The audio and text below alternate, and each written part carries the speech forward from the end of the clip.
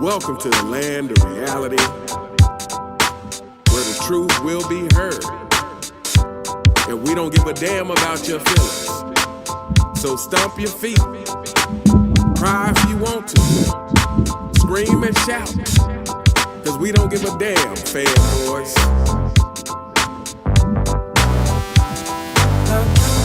The whole truth and nothing but the truth.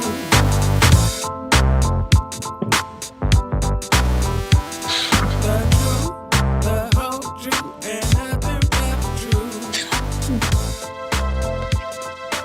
Most embarrassing person on the planet. Well, most embarrassing athlete on the planet.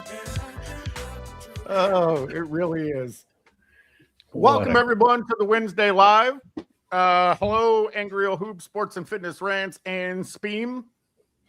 Robin, if you could do us the favor of shouting out everyone, I would appreciate it, sir. Yes, absolutely. Once again, man, we are back with another Wednesday live edition. We appreciate you guys. We came a little bit later today, man. So we appreciate you guys rolling with us a little bit later than we normally do it. Once again, shout out to Uncommon Sense, man, for giving us the intro to these lives. Again, shout out to my man Cyberius, the Czar of video footage, AOH, my man Speam. Again, man, I love being here with you guys. And again, shout out to everybody in the chat that continues to come through, man. It means a lot. Jordan Stopper 82, Dakota, Lareed Brock coming through as always. Ivan 1294, QB to LB, Trade 1941able, Legend 24, Lynetta 402, Lamar Lashley, Anthony Sanchez, Rookie 30590, Michael LaRush 4317, Smooths 21, Lionel Jones, Mac Bain, shout to you, Mountain Skies, Banhead, Import AI, Chase 1738, Mountain Skies, JW Novotny, shout to you, Newman, Pink Lady Scorpio, John Freeman, Armando Ruiz, Daniel Parker, Laney Musics, Terrence Potts, Isaiah Valeriano, Just a Messenger, shout to you guys, Hip Hop Fresh Forever, you guys know the deal, man, let's roll. That's how to bring it, Robin. Yo, shout out to my man Ghetto C, the General. Yo, Deron Fredericks, what's good? Yo, shout out to Spain. Hello to everyone. Spain. Oh, man. Hey, Spain, you're up. Yeah, no, listen, I'm not following that, but shout out to, and rest in peace to DMX, because every time I close my eyes and listen to Robin talk, that's exactly who I see. Shout out to the chat. Shout out to the fans. Shout out to basketball. Oh, God. With the bitch ball shirt. So we got a pretty full schedule today of topics. We're going to start with some sound bites. Then we're going to talk about the NBA finding the Clippers not guilty. Then we will proceed with why do LeBron fans always have to lie? Patrick Beverley takes Morant over John Stockton. Kevin Durant says MVPs are more important than championships. And then we have some miscellaneous topics to discuss. So let's just jump right into it. We're going to kick it off with the odd couple. They are talking about the Lakers potentially regretting their second sale in such a short amount of time. So I'm going to play the clip. If you want me to pause it, just let me know. Well, let me intro it since this is the one that I chose.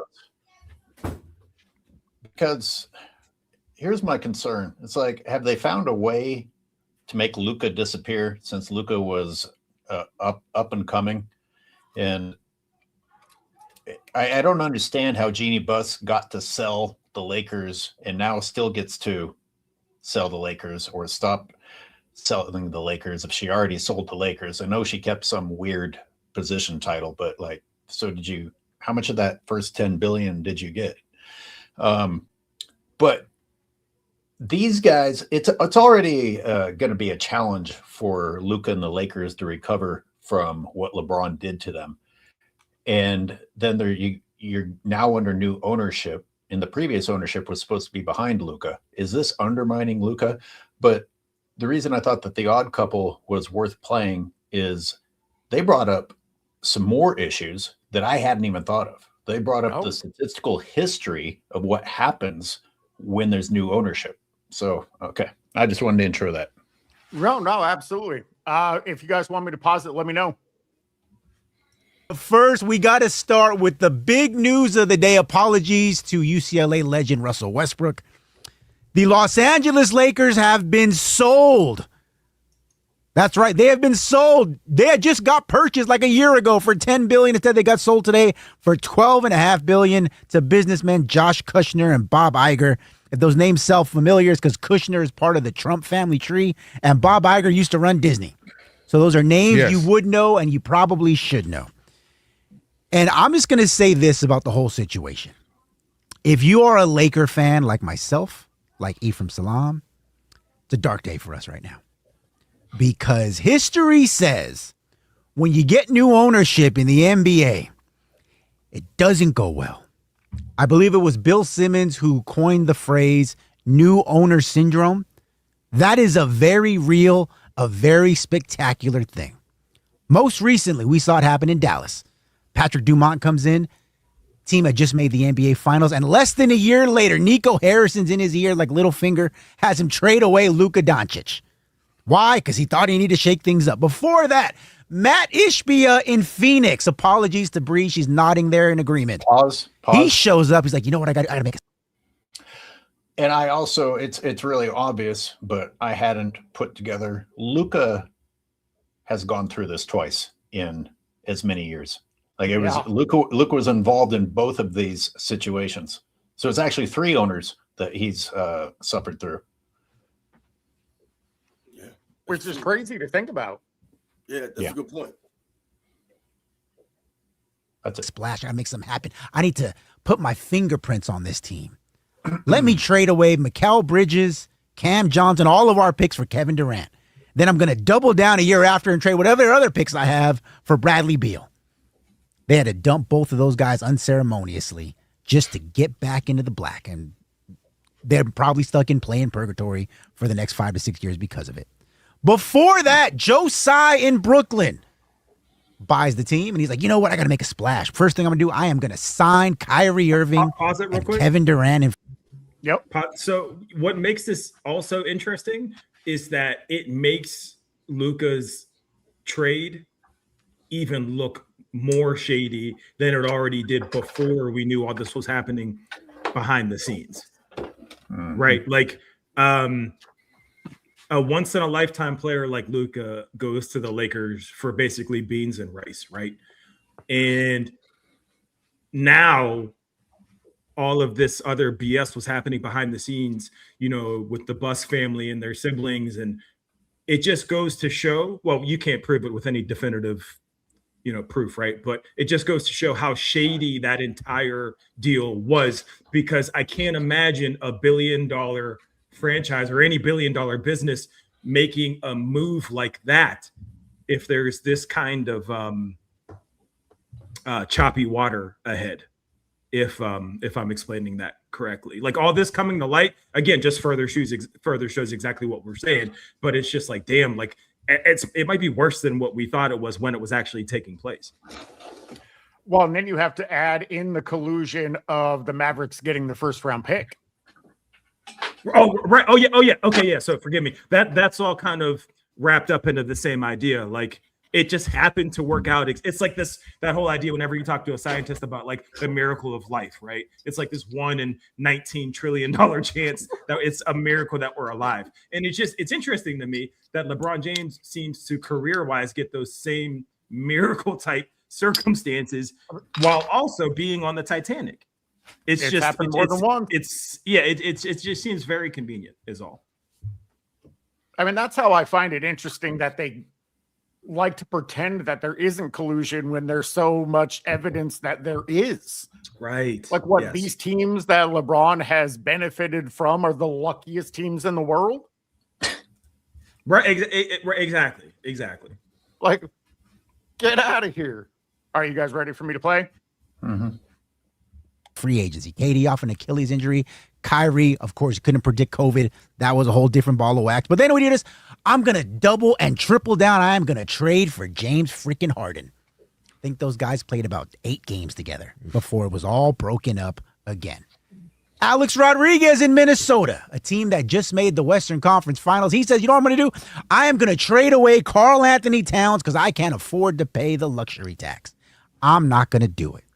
And if you are the Lakers and you have a team that is now being purchased by Kushner and Iger, you have to be very concerned because these guys, much like the previous owners, are going to be hell-bent to do one of two things.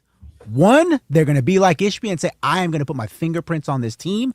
I'm going to show you that I know better than most. That's why I'm so successful. And 9 times out of 10, it's going to backfire. Or number 2, and this is more likely, you're going to be like Alex Rodriguez. You're going to say, hey, I came in to make money first and foremost. I am not here because I am a Laker fan. I am not here because I'm even a basketball fan. Yep. I am here because This isn't that.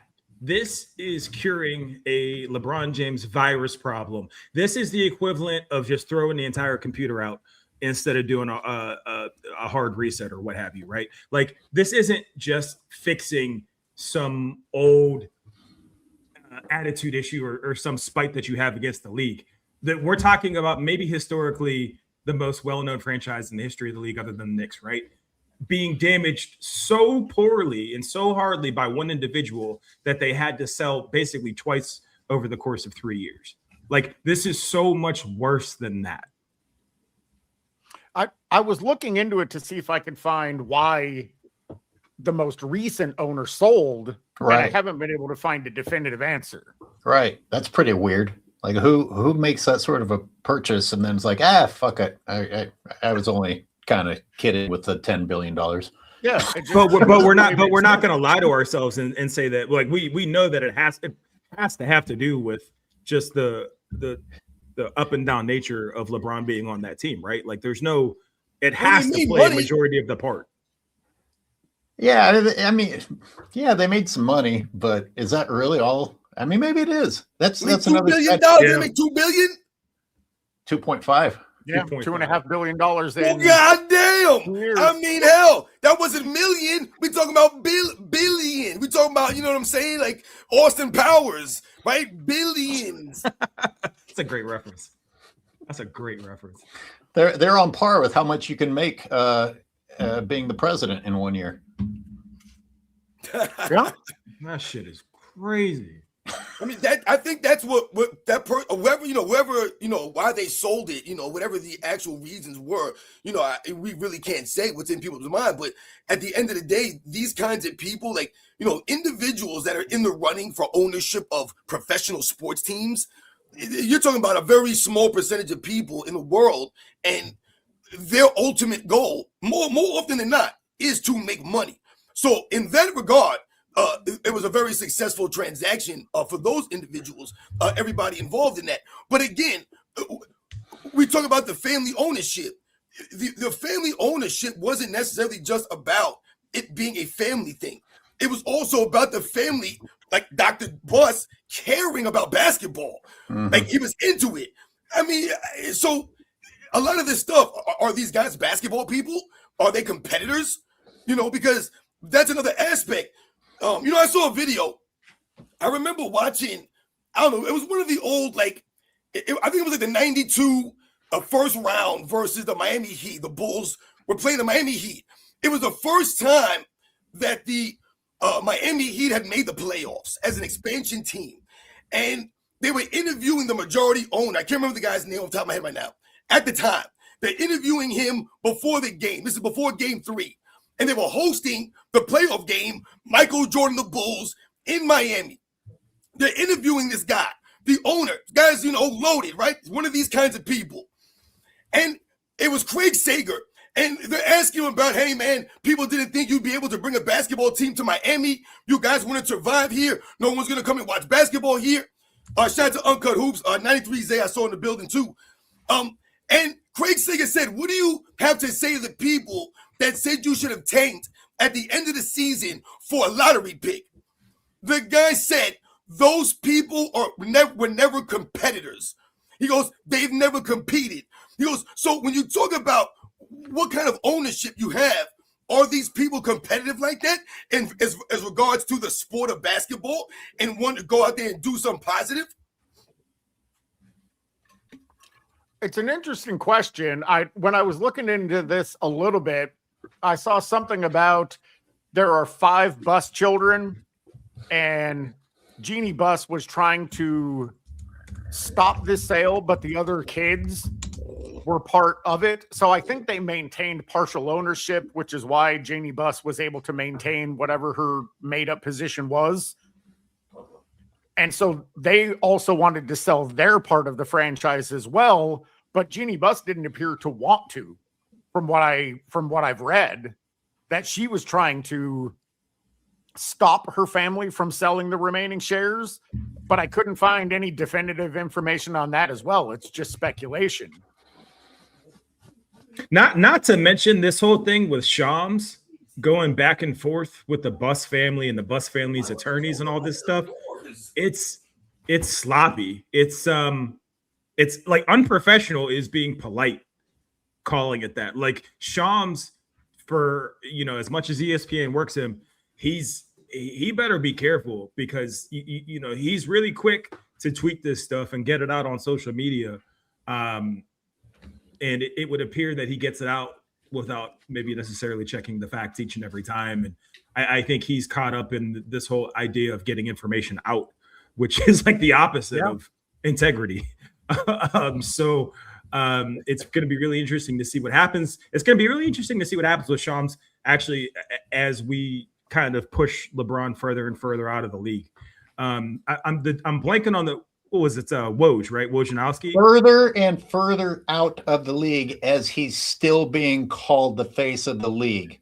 And you can't make this up. You can't make it up. Yeah, people have been saying for the last 3 years that LeBron is done and out, and yet every one of those 3 years the league has been catering to him. Are we ever going to stop prematurely celebrating? But again, AOH, think about another clutch known representative in Shams irresponsibly reporting something, a la Kendrick Perkins. I know I bring him up every week, but I'm going to keep doing it until he gets fired. A la Kendrick Perkins, just irresponsibly saying things and causing just chaos now out in the real world. With again, I'm going to steal your word, AOH, you bring it up all the time, with no consequence at all. You're just reporting things now. Whether or not they're true doesn't matter, but you're going to say it. You're going to say it first. Who cares what the butterfly effect is? Because you're just going to get a promotion from it. Isn't that all that Shams actually is a mouthpiece? Hey, pretend, we're going to feed you this news and then you deliver it. Sure. He's not actually doing it. He's not an investigative journalist. No, not at all. What are they called? Actually, what is his title? What are any of their titles? Bro, now that I think about it, what are they called when they're on TV? Because they're sure as shit not journalists. They're not sports analysts either. They're not sports analysts. They don't analyze anything. So I really, they're narrativists. I need That's to what pay I started attention. calling them. Storytellers. I need to pay closer attention to what it says when that stupid ticker comes up next time. Right. All right. Well, let's keep going. Yeah, let's keep because this is damn good business. And if you want to know what kind of businessmen you have coming now in Los Angeles, let me give you some updates. All right. I don't want to get into the the Josh Kushner stuff of it because Wikipedia and Google is free. And there's a lot of scandal involved in some of the dealings that he's been involved with and his investment group with his brother. You can look that up yourself. No. But Bob Iger is the name you probably do know, right? Because everyone knows Disney, everyone knows ESPN and ABC.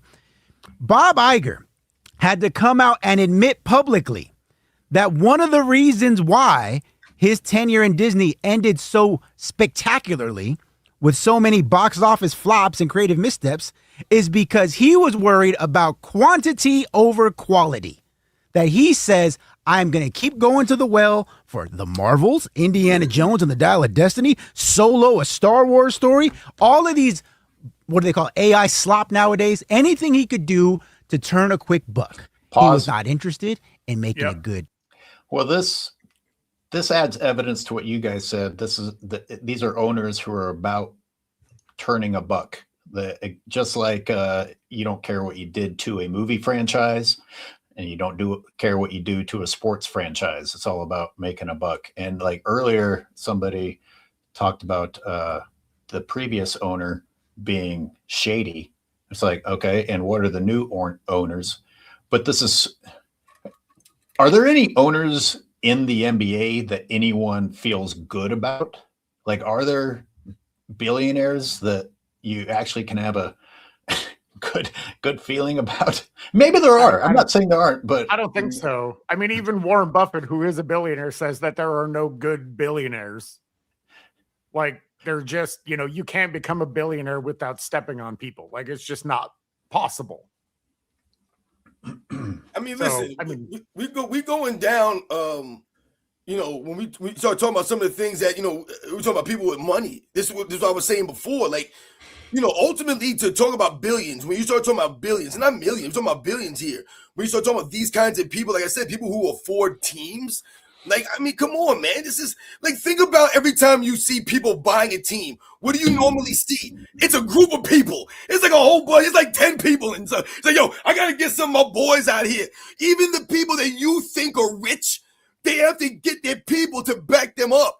And even then, they're buying part ownership of a lot of these teams, man.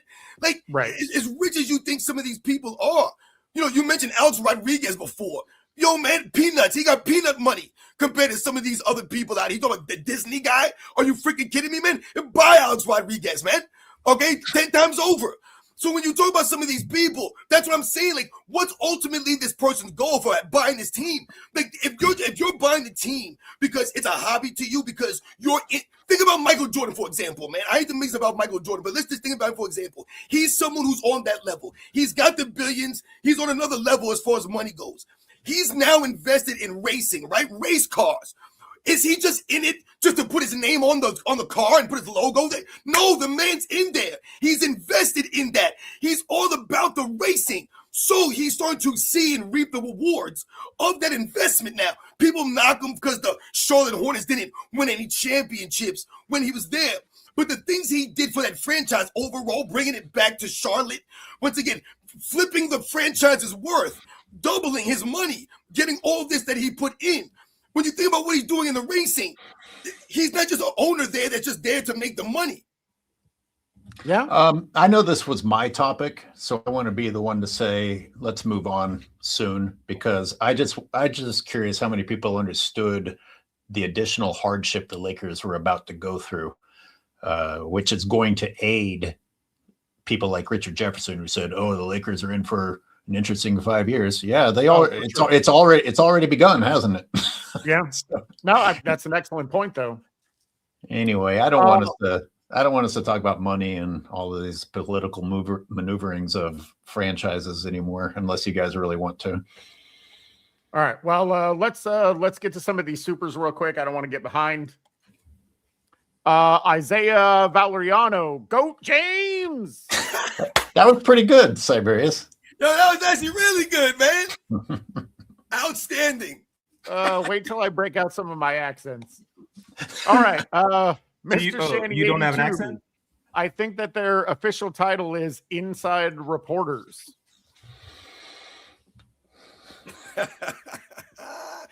Inside Report. I saw Uncle. Shout out to Mr. Shanny. I saw Uncle Hoops put that they're propagandists. That's what their label title is. Yeah, they're reporting on what's going on inside LeBron James. Sounds they have truth tellers. Yeah, sounds great. All right, so again, I'm not even entirely sure how much we'll spend on this because it doesn't necessarily merit a lot of conversation. But the NBA found the Clippers not guilty. All right, can I go? Go ahead. So I can't keep up with all this shit because my understanding is that there was a second investigation in addition to the one that was on hold from last year. And then there was another bit of corruption going on. And next thing I know, everything's fine. Is this just fake? The NBA pretending? And I thought Pablo had done some really, my understanding was that he had done some pretty deep digging and that the evidence was strong. And now there's no evidence. Isn't he one of the good ones? Speaking of investigative journalists, isn't he supposed to be one of like the good ones?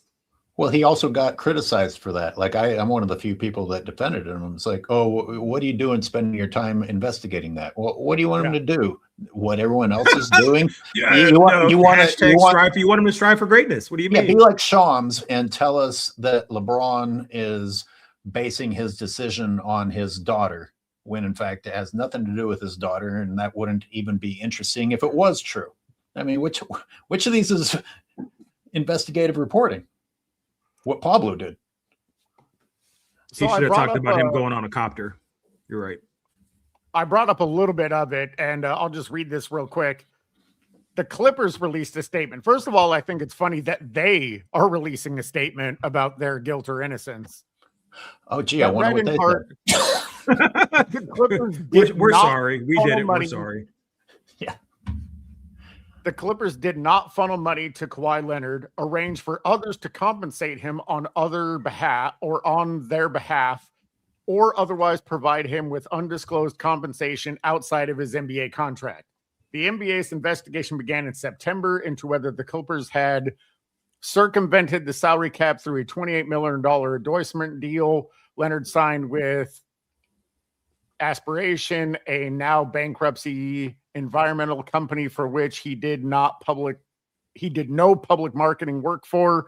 The investigation was also investigated whether Leonard had another previously unknown endorsement deal with another company, and if the Clippers improperly converted expenses for their star and were not reimbursed for them, according to multiple sources who spoke to The Athletic on the condition of anonymity to others to speak freely.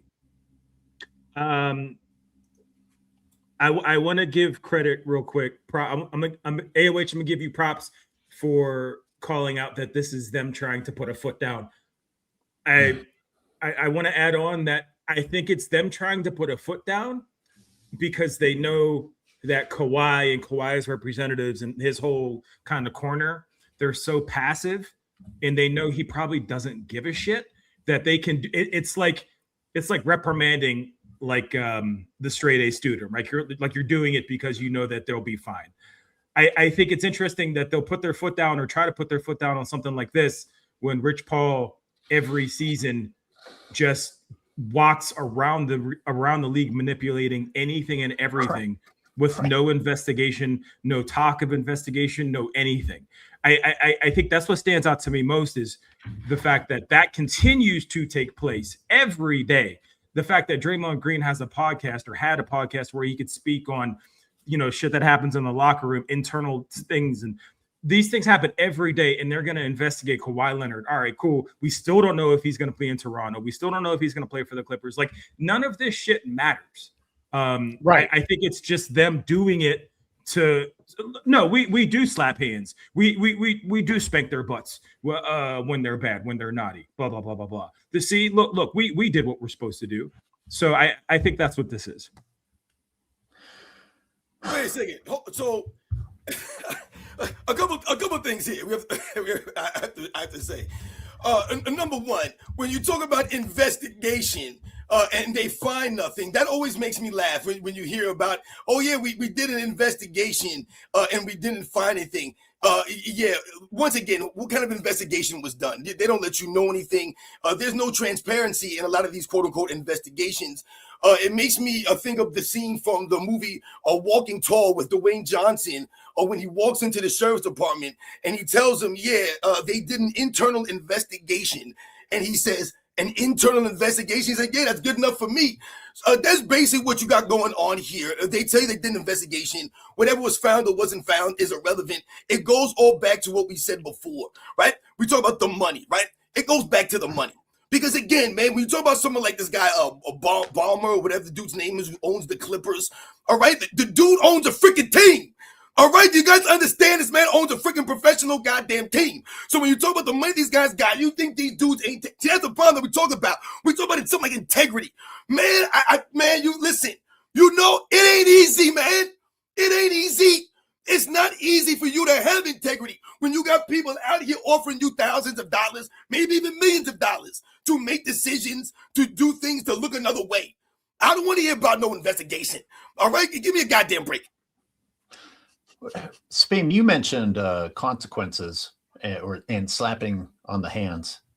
I'm going to remind everybody here's what would actually work if you wanted players to change their behavior. When Anthony Davis was found guilty of tampering in 2019, they should have prevented the tampering that he and Clutch Sports were involved in and not let him go to LA.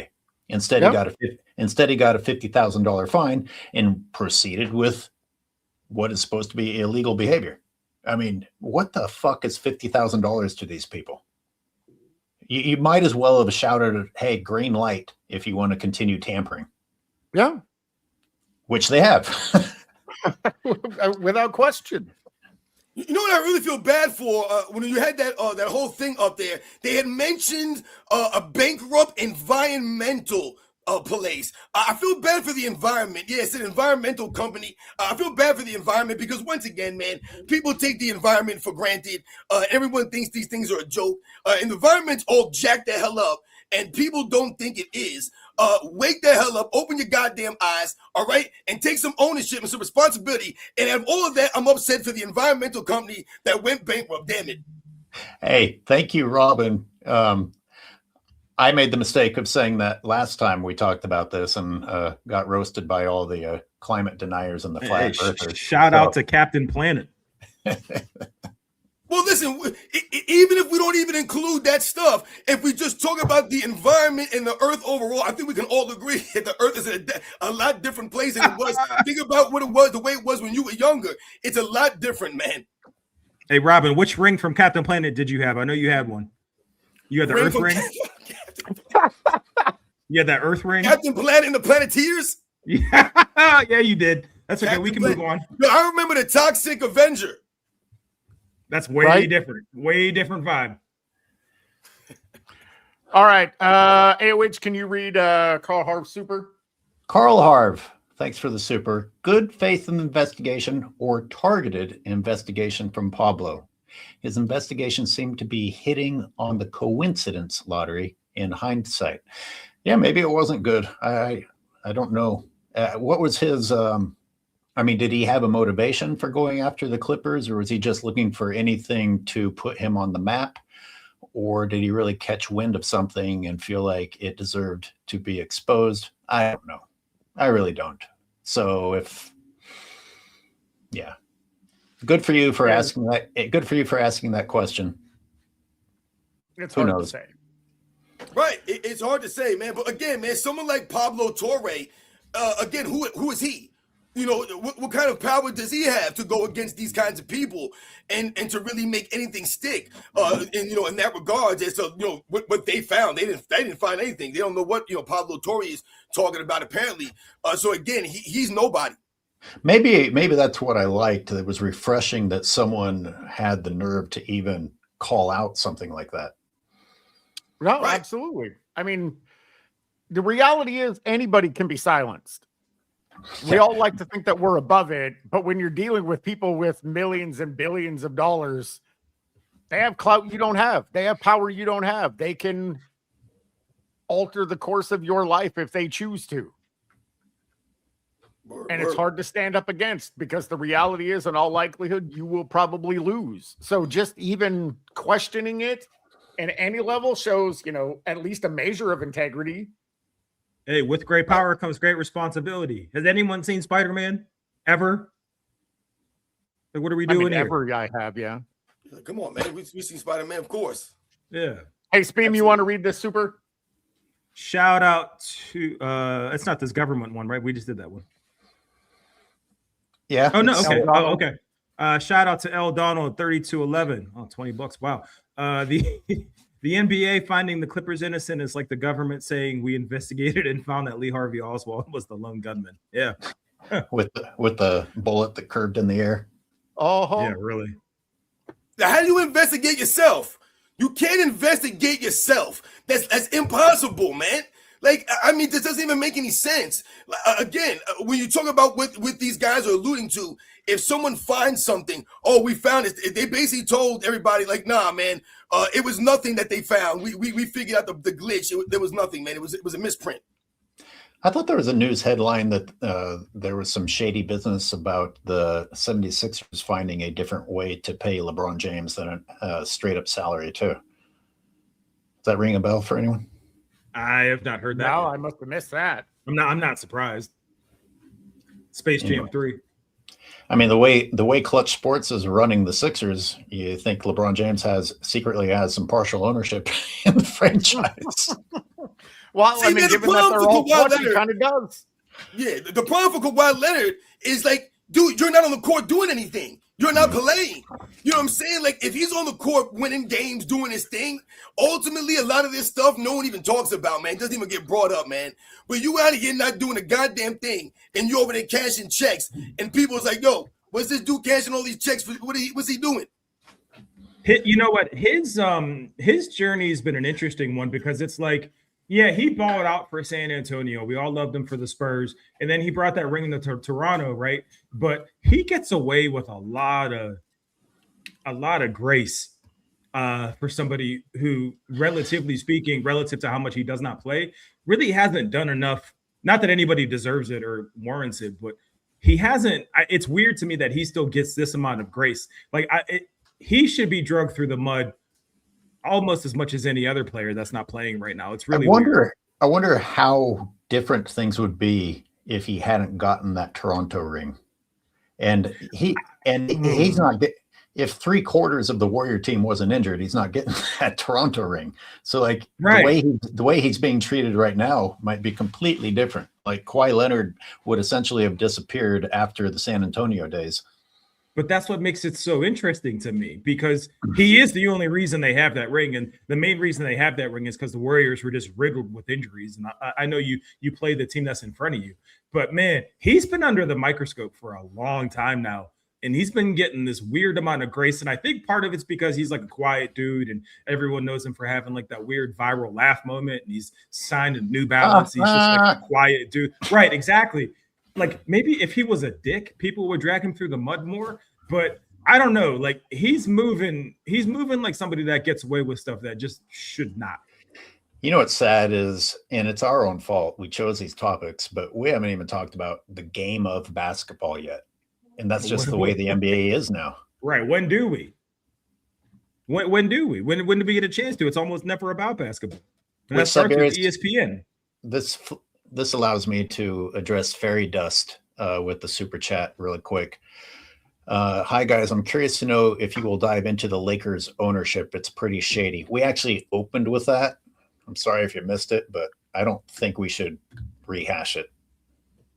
No, definitely go back and watch it. But yeah, we certainly did address that for sure. Thank you for the super chat, though. Yes, absolutely. Thank you for the super. All right, well, let's go ahead and move on. Number 3, it feeds into a few of your guys' recent videos. AOH, your most recent video in your membership section where you're talking about the Real Mind Crimes video. Robin, you were talking about this recently. Why do LeBron fans always have to lie? They can't just stand on facts. They can't just stand on the reality of situations. They have to lie about what LeBron has accomplished, and they have to try to diminish what Jordan actually did accomplish. I'm just curious about your guys' thoughts on that. I just finished publishing another video to my members section, which is I was jumping on J-Boy's. I'm not sure how to say his channel, but he was calling out a fanboy who was lying again. Again, they're all about trying to diminish the past and shit all over Jordan while saying that no disrespect, which is also, tells you everything you need to know. But it comes down to, and I'm a little spent after cussing for 35 minutes on that video I just put out, but that's fair. It comes down to no consequences. And social media has provided a world where people can just turn on the camera, run their mouths, and have an audience, even if nothing that they said was true. Like, we are on social media and we are running our mouths, but we at least have the decency to look up the facts before we come on here and talk. And in fact, most of the time that we're talking, is to refute all the people that come on and talk without speaking facts. What are the consequences, man? I feel like these dudes would have gotten the shit beat out of them back in the day. Like, you paid a price for going around saying nonsense. I think they would have, or I at least think at very minimum they would have been called out. Well, like you guys said, go ahead. Go ahead, Cyberius. Go ahead, man. I'm good. Oh no, I was just gonna say, like you guys said, like it's about the agenda. So these guys hear something from Nick Rice, Shannon Sharp, and it gives them the ability to go on the microphone and just repeat the same talking points that they just heard from one of their favorite guys. And when you talk about the agenda, they're only going to talk about and tell you about the things that they want to see, the things that they want you to hear, the things that they want you to see, because that fits their agenda and the narrative. Like we've said before, instead of them trying to educate you and give you some information, like they don't even bother to do the research and the homework. For that guy to come on that microphone and use that platform that he has and come out there and say that the Bulls won a certain amount of games before Jordan got there, when it takes 2 seconds to check that out, it doesn't take any effort for you to double check on those kinds of things. And why wouldn't you double check? Because it goes back to what your agenda is. I've told people on my channel, I'm giving you the facts. I'm giving you the perspective and the context based off of what I watched growing up, because I don't have an agenda. I'm not trying to get you to believe Michael Jordan is the greatest of all time. If you don't believe that, I don't give a damn. That's great. You don't have to believe that. But the one thing you can't tell me is that I'm lying for Michael Jordan to make him look greater than Magic Johnson or Larry Bird or Will Chamberlain or Kareem Abdul-Jabbar. I'm not doing that. I'm not trying to tear them down to lift Michael Jordan up. The very first debate that I did on YouTube was a Magic Johnson versus Michael Jordan debate. The guy that I debated was for Magic Johnson as the greatest player of all time. I debated Michael Jordan. Neither one of us tore down the other player to lift their player up. Once again, I told you the story before. We argued the greatness of our players individually versus the other player. That's not what the LeBron James fans have done. Well, and that's one of the things that I highlighted in this image that I created is, but why do you have to invent fictions about Michael Jordan's era? Why can't you just celebrate LeBron without diminishing what Jordan actually accomplished? 6-for-6 finals record, defensive player of the year, MVP. It's not a lie. We didn't make it up. We didn't fabricate it. We're not trying to push an agenda. We're simply pushing facts. Well, where it becomes intolerable, extra intolerable, is that not only do they lie about Jordan's past, but they fake criticize Jordan for things that LeBron is the epitome of. It's like, are you not watching the guy that you pretend to, or that you support? I mean, if I understand I'm speaking to a biased panel, but for the viewers, if you're not a LeBron fan, how many people wouldn't think of LeBron as the least loyal athlete ever? I mean, not only that, star level player, absolutely. I mean, what he's done to franchises, what he's done to teammates, the people he's thrown under the bus, running when the going gets tough. But even just from a character perspective, AOH, if you listen to any of the tenets that LeBron James stands on and just look at immediately and do 10 seconds of research, you'll find something that he's lying about or something that he is not standing on, even though he's building an entire legacy on it. Like, I think character-wise, even if you're not a LeBron James fan, how do you not look at how he moves as a human being, or look at how he moves within the context of his own profession, basketball, say one thing and do the complete 180? How do you look at an individual like that? Take the sport away from it. How do you look at it as a human being like that and not think like, ooh, like this is not someone worth following? Well, the other thing that go ahead. No, go ahead, Cyberius. Go. The other part that has to be taken into consideration is it's so obvious, and all of you have pointed it out before. But these people haven't watched Jordan play. They make it blatantly obvious. They know nothing about his career. They know nothing about his accolades. They know nothing about his accomplishments. They simply parrot and repeat things that they heard another talking head say. And it was in that reaction that you did for the Real Mind Crimes video. Within the first 10 seconds, the guy had lied twice.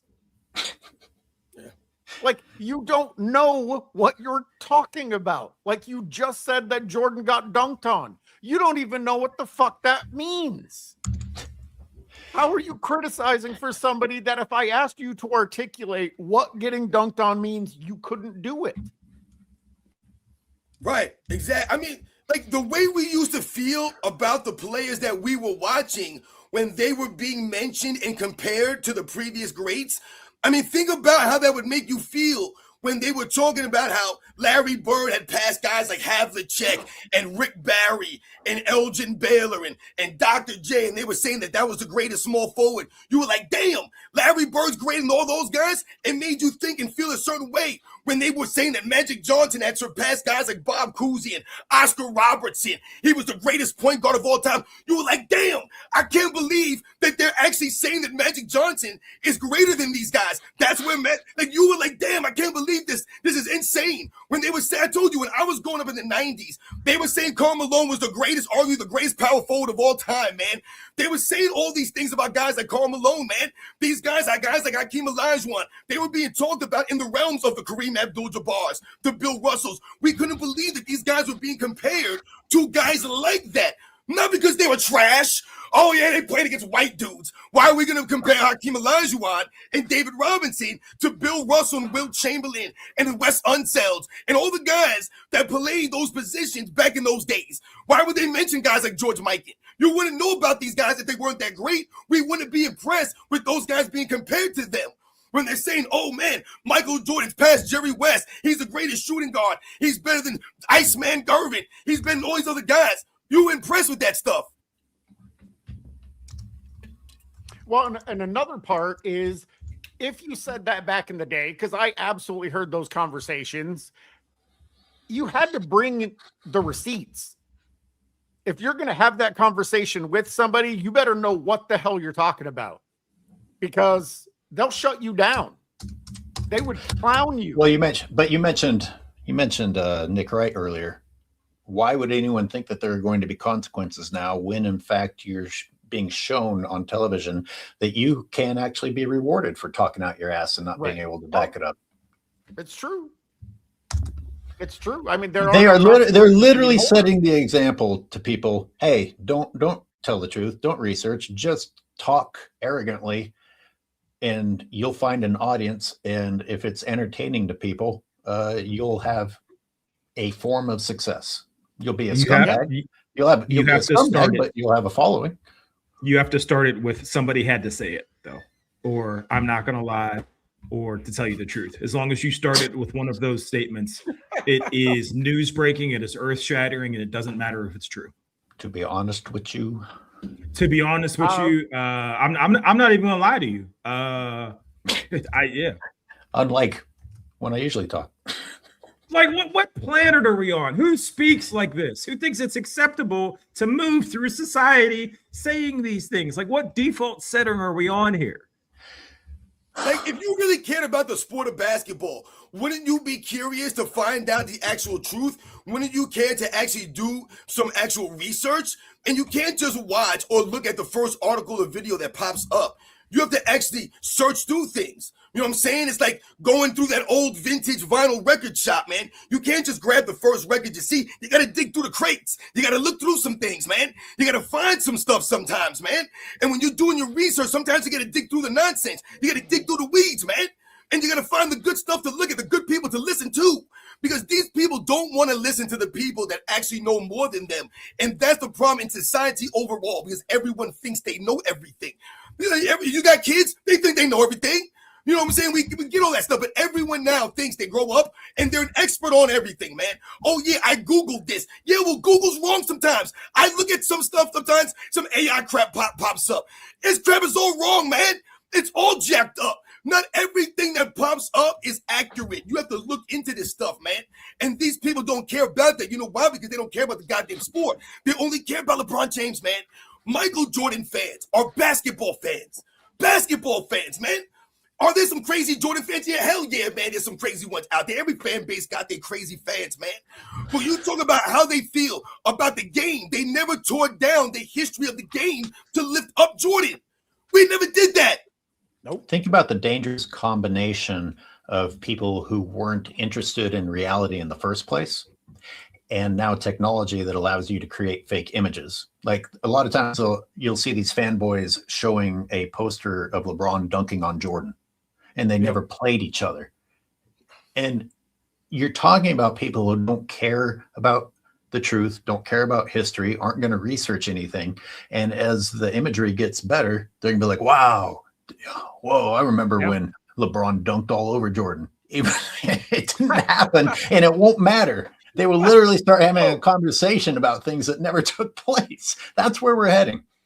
Yeah. Well, I mean, Uncommon Sense just did a video about some guy talking about LeBron is playing for being the GOAT when he's 70. Yeah.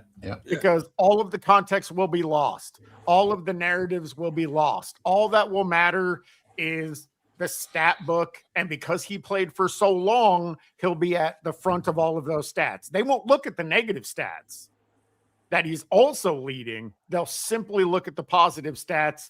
And I mean, is he playing, to be great later on? I don't know. Who the fuck cares, in all honesty? But it's a valid point because things things are forgotten in time. If you look back, Wilt Chamberlain is not revered as he used to be. In all honesty, and oftentimes he's now clowned because there's not much footage of him, because of the individuals that actually saw him are old or are gone. So there's nobody to keep spreading that information and make sure that information persists. And it will eventually happen with Jordan. I mean, the reality is it has in many capacities. He hasn't played in almost a quarter of a century. Yo, what has LeBron? Go ahead. Anyways, I'm sorry. Go ahead. Hey, you're muted. You're muted. You're muted. Hello. There you go. So Sports and Fitness Rants has pointed out how important quality broadcasters were in the past, that they would provide some history of the game for people who are watching, so you could actually learn more about the sport. Today, instead of us learning from history and remembering history, they are revising history in order to live in a fake present and a fake future. Like, the past isn't valued, and we're not learning from it. In fact, they're trying to pretend it doesn't exist. Right. It's true. I was going to say before, what does LeBron James really put away in regards to his stats? When we talk about how long he continues to play and he's trying to, just outplay, Michael Jordan for the GOAT. He's just trying to play and play and play. But really, what does he put? Because LeBron James is lollygagging on the basketball court, because like we talked about, he's not doing the things necessary to really impact the games. Really, what does he put away? People say that no one's going to reach his point total. All right, maybe no one reaches point total, but regardless of that, what does he put away? Is he going to have the most assists of all time and put that record away and have all these rebounds? Is he going to put the rebound steals or block shots? Is he going to be so far away, surpassed all these players in these stats? No, he's not. I mean, even all the triple doubles that they were celebrating LeBron James heavily for, more so than Jason Kidd when he was getting all the triple doubles. His triple doubles numbers got blown out the water by guys like Westbrook, Nikola Jokic. Speaking of Nikola Jokic, how close is he going to come to having more rebounds than LeBron James, more assists than LeBron James, or somewhere close to this stuff? LeBron James has missed a lot of games, man. So a lot of these things that he should have put in out of reach, he didn't. Even like we talk about the accolades. Dude, you should have 10 MVPs by now. You should have $1 billion all defense. All of these things you should have, but you don't have these things. Real quick, I just want to get to some of these supers before I get too far behind. The Jesse Gladsack, thank you for coming through. LeBrick and his single-digit IQ standboys lie mandatorily and dwell in hypotheticals because they know his actual legacy is a paper tiger. I mean, Absolutely. Right, exactly. Yep. Shout out to Jesse Glassack, always coming through. All right, Vincent Garcia, thank you for coming through. Microplastics makes all these soy boys more effeminate, so they really are women in men's bodies. That's why they value feelings over facts. I mean, that's hard to dispute. I mean, like I told you, man, I mean, Vince Garcia coming through yet again. Thank you. It's also rage bait. That's how they get clicks. I want to say something about the rage bait. I see that going around. That's the new replacement for trolling. People use rage bait a lot now. And sometimes they'll use in reference to, hey, why are you guys even talking about this? Or, don't even bother, disputing that or, giving that any energy because it's just rage bait. And I understand what people mean by that. The problem is, I told you guys before, they're lying. I don't care. It's not as if these people's truths are hurting my feelings and I'm being, raged. I'm being rage baited by the truth. And the truth is aggravating me because these guys won't stop. No, once again, the lack of context and the blatant lies. That's the problem here. And lies should anger you. It should anger everybody. It's not about rage baiting or not. It's not about wasting time or not. It's about, again, lying about a history that I gave the analogy before. If you worked a job for 15 freaking years, you retired from the job, right? You're not working there anymore. And now people are talking about you and the way you were at that job. That's not accurate. They're saying that you were late to work every day. And they're saying that your reports at work were never on time and all these other things. But that wasn't accurate. That wasn't true. But people are starting to say this about you. Wouldn't that bother you? Wouldn't that make a difference to you? And that's what you got going on right now. These guys work jobs, man.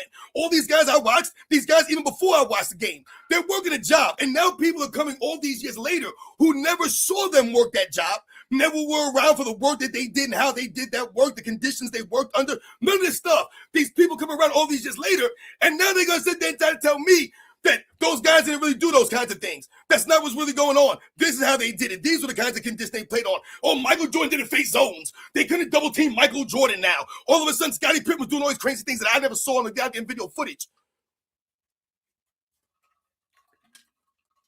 It's true. It's true. Fairy Dust coming through again. Thank you very much. The greatness of Michael Jordan is he doesn't have to do social media to stay prevalent 30 years later and shout he's the greatest. LeBron knows he will fade like a ghost. I hope you're right. That's why he keeps going, because he's scared to fade away. Yeah, can't run away from the fame. I will say the one thing that actually gives me hope is just recently I had one of my subscribers tell me in the comments that I converted his cousin. His cousin was a fanboy, and after watching my content, he now is seeing LeBron for what he is. It has to happen. Yep. Between all of the content that all of us make, it has to get through occasionally. You would think. And it may not be every person. It may not be every time. I mean, don't get me wrong. I've had just as many stupid fuck fanboy comments in my comment section as well. But to know that one person was changed by the videos that I make, that's worth it. Absolutely. Everything's, man, listen, man, if you part of the fight, it's about being part of the fight, standing up, man. Once again, everyone out here, everyone in the chat, everyone that supports our channels, everyone's involved in this. Set the record straight, stop the lies and narratives, man, because that's what it's about. All right, and that's what people need to understand, man. People are like, oh, y'all just some LeBron haters, or y'all just some haters, this and that. Again, hate is the new term when you don't have anything to dispute. When you can't dispute me, that's the word you use. That's your go-to, man. And that's what we're out here doing, man. Armando Ruiz coming through. Thank you. There was once a guy named Michael, us in 30 years. I hope that's not the case. I mean, we're doing it now. The one 30 thing years that we're doing this shit now that Wilt didn't have is there is an archive of footage. There's not really an archive of footage of Wilt. There's very limited access to that. Otherwise, I think he would be more relevant, because the reality is I would make more content on it if there was more footage of it to show. I know, but we're having this conversation because these are people who are happy to live in a reality while looking away from evidence. Like, we could probably have Jordan in HD, and if they don't want to look at it, they're not going to look at it. It's what being a cult member is about. I think we're living in times where if Michael Jordan beat LeBron James one-on-one at his age right now, LeBron's fans would find a way to negate it.